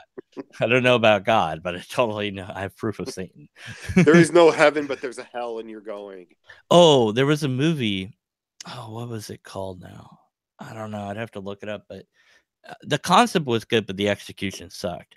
So what happens is they're all dead, and they're on this beach, and they go to this house, and there's like weird paintings and like weird stuff's going on, and it's not hell, but it's like the waiting place to go to hell, and there is a heaven, but the thing is, nobody's ever gone to heaven at all throughout all time, and so there's this like little rhyme that the person knows that like says like nobody is perfect enough for heaven. So if anyone gets to heaven, heaven would be destroyed. And so then they like trap the evil spirit that's there, and they force him to take them to heaven, one of them to heaven, so that they'll destroy the entire after. You there? I lost you. Well, you didn't hear any of that. Oh, it sounded like a fucking Animal Farm for half a second. Yeah. So, anyways, like the idea I liked about it was only hell exists essentially, and you have the choice of there is an afterlife, but it's hell, or you destroy the entire afterlife, so it's just you're all gone. And I thought that was interesting, but they pulled it off. That sounded interesting. They didn't pull it off well. Well, it was interesting to me. I don't know, but they didn't do it very well. Do you know the name of it? Because I ain't never heard of it. I'm trying to remember it now. Something. See, getting old sucks. Huh? What? Well, but you're on Central Time, aren't you? No, it's 12 a.m. Why do I keep thinking you're like not that far from me? I don't know why I think that. Well, quite honestly, if I drive 10 miles east, I'd be in your time. So maybe that's why. But yeah. So is there anything else you need from me, or? No, I think that's it, man. I think that this hangout was a thing we did, and I think we ran out of everything. We covered everything, man. There's nothing left. We've done it all. Yeah, it was good, and like I said, it's been a while since I got to talk to you, and I don't know about that Cap thing, what he wants to do, but you had him on, didn't you? Who? Cap. Brony? Cap? Yeah. Oh, I haven't set up anything with him or anything. Oh, okay. I still need to finish the analysis I was doing of that. What's it called? Ben Tog. Like, because I said I was gonna do the whole thing, all his videos on that one thing. Even yeah. So I gotta. It's like I said I was gonna do it. I'm gonna do it. Darn it. Yeah, you should do that. Whether or not people comment on it, it's like I'm still gonna do it. I don't care. That's fine. I plan on making a video about time zones and how they're stupid, and I'm sure no one will watch that. But I did put a video of my new yard lights that are daylight savings time is completely stupid. Like nobody else. Daylight savings time. Oh yeah, well, like nobody else does it. Only America. Like it's stupid. No, there's a few other countries, but yeah, you're right. It's a dumb concept. Like get rid of it. We don't need it, and it just makes things harder. Why can't we just go on universal time? It's a modern world, right? You know what else too? There are actually people that think like if you're in Chicago, if they're in Chicago, they think people in California are in the past and people in New York are in the future. Well, there are those people. I mean, in a way you are, but in a different way, no, you're wrong. Like if you're in a jet and you're going like, it's like the Gremlins. You ever see that movie? Yeah, the original, yeah. Yeah, the second one. There's a second one. Oh my god, I think I watched 5 minutes of that and stopped. But they start asking like, well, okay, what if you're on a plane and it's never quite midnight and you feed them? And it's like, and then as they're asking all these questions, like that, like to unravel the gremlin mystery, the gremlin bursts out of the thing and gets the guy. It's hilarious. Maybe I will watch that. And he says you can't feed him after midnight, but when does after midnight? Also, the whole thing is like it's Trump is the guy in the movie. Like he's basically Trump. Like the main. Like he's not a villain per se, but he was like super rich guy with this big tower, and it's just great. Anyways, if If time didn't exist. Oh God, no. Why did you start? Yeah, Einstein used to argue that with people too. The Did guy who combines space and time used to yeah, it's like, argue well, that what if time time didn't exist. doesn't exist? Yeah, Trevor's right. Most countries outside the equatorial zone in the north do have daylight savings time. He's correct about that. Oh. So I don't think Germany does. I could be wrong. I got to look at it. I'm really gonna dig into that just so I can really illustrate how stupid daylight savings time zones are in general. And then I'm gonna make a dumb video about it, and no one's gonna watch it. Yes. Oh, yeah.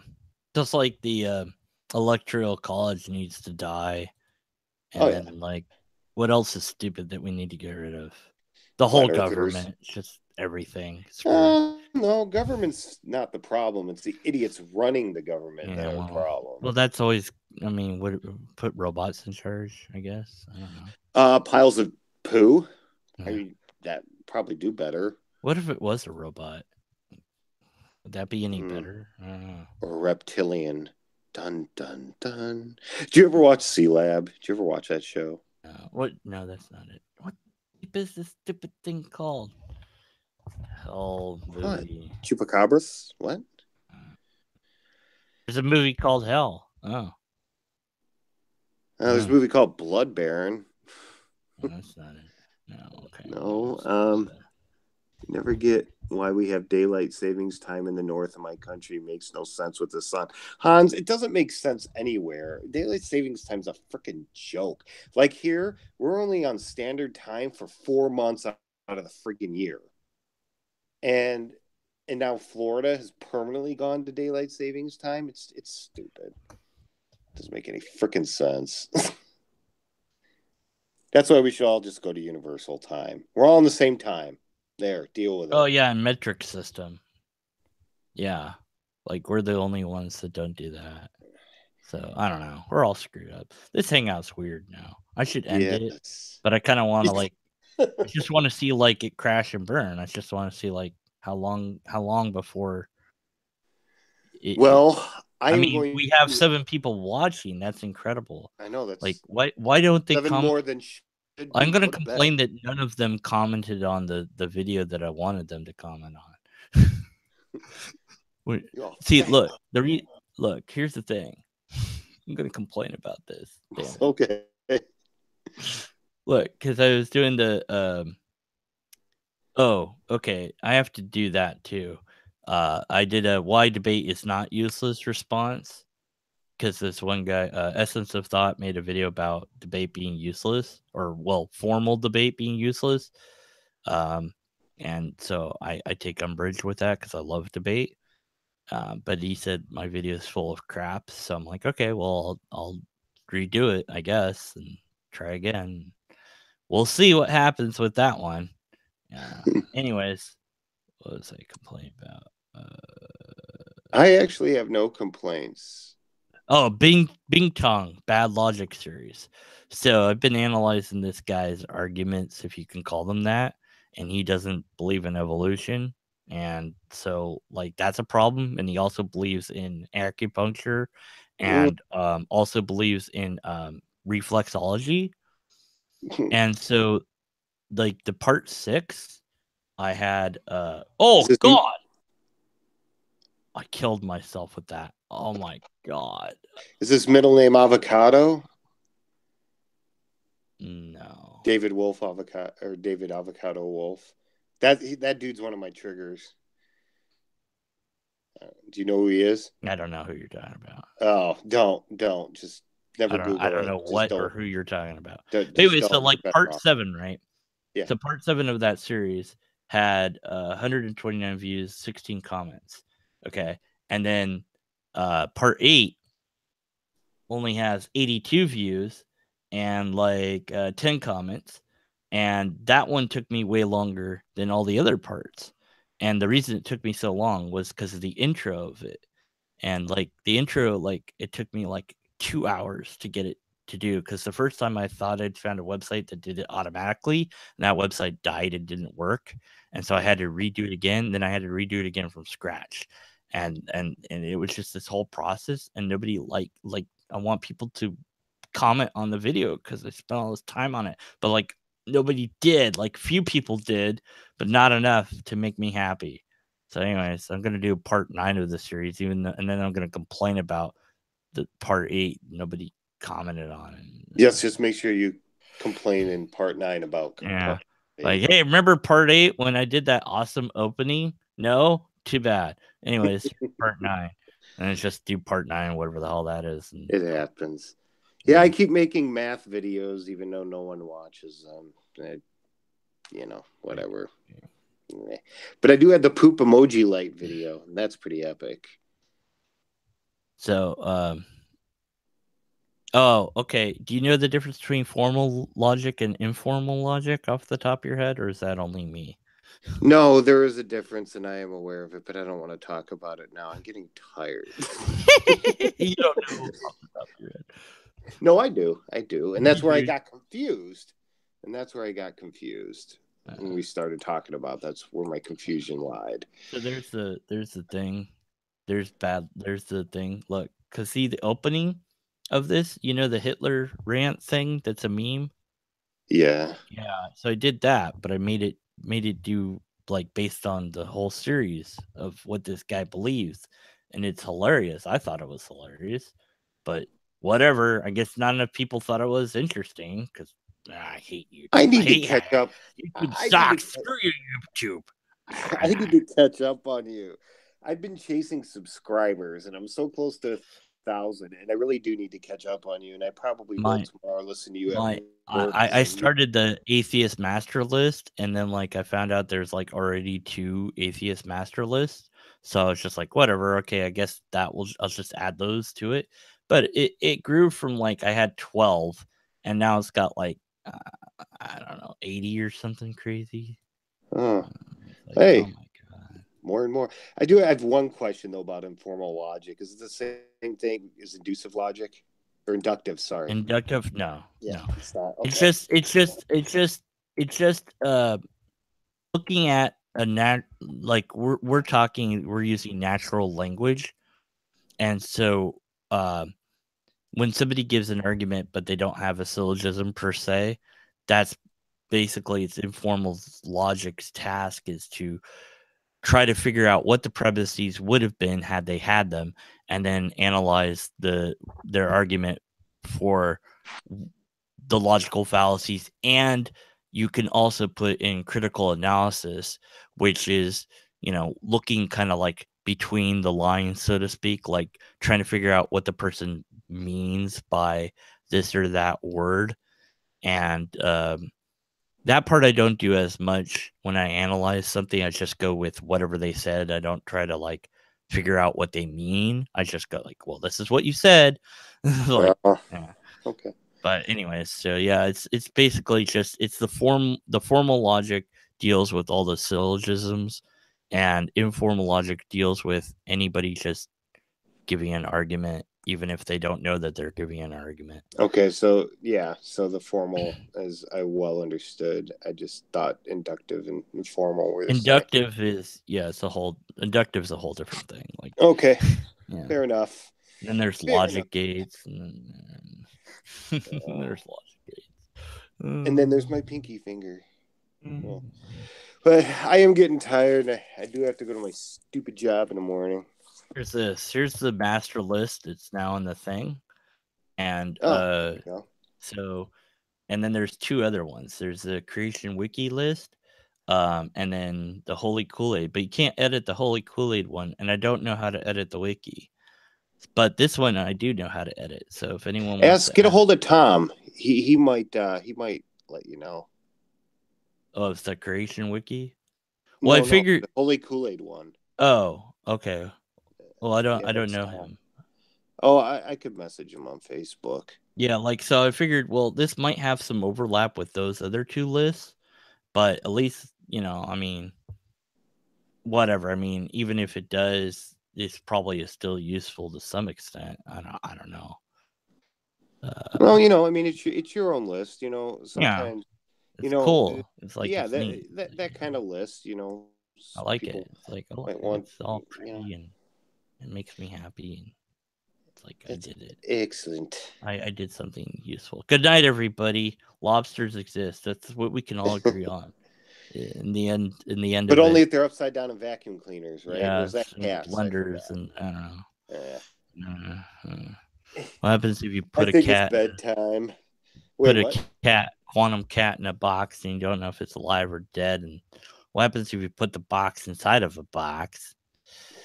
And then, Well, the cat will get pissed off and let you know, and then your face will be gone. and That's the correct put answer. the universe in there. And what if it's all a dream? All right. Yeah, Anyways, I don't bother. good with night, that everybody. This hangout. I don't know what happened to it. I blame. You didn't. I converted somebody to lobsterism. So that's yeah. There you go. That's what we got. Good night. Good night.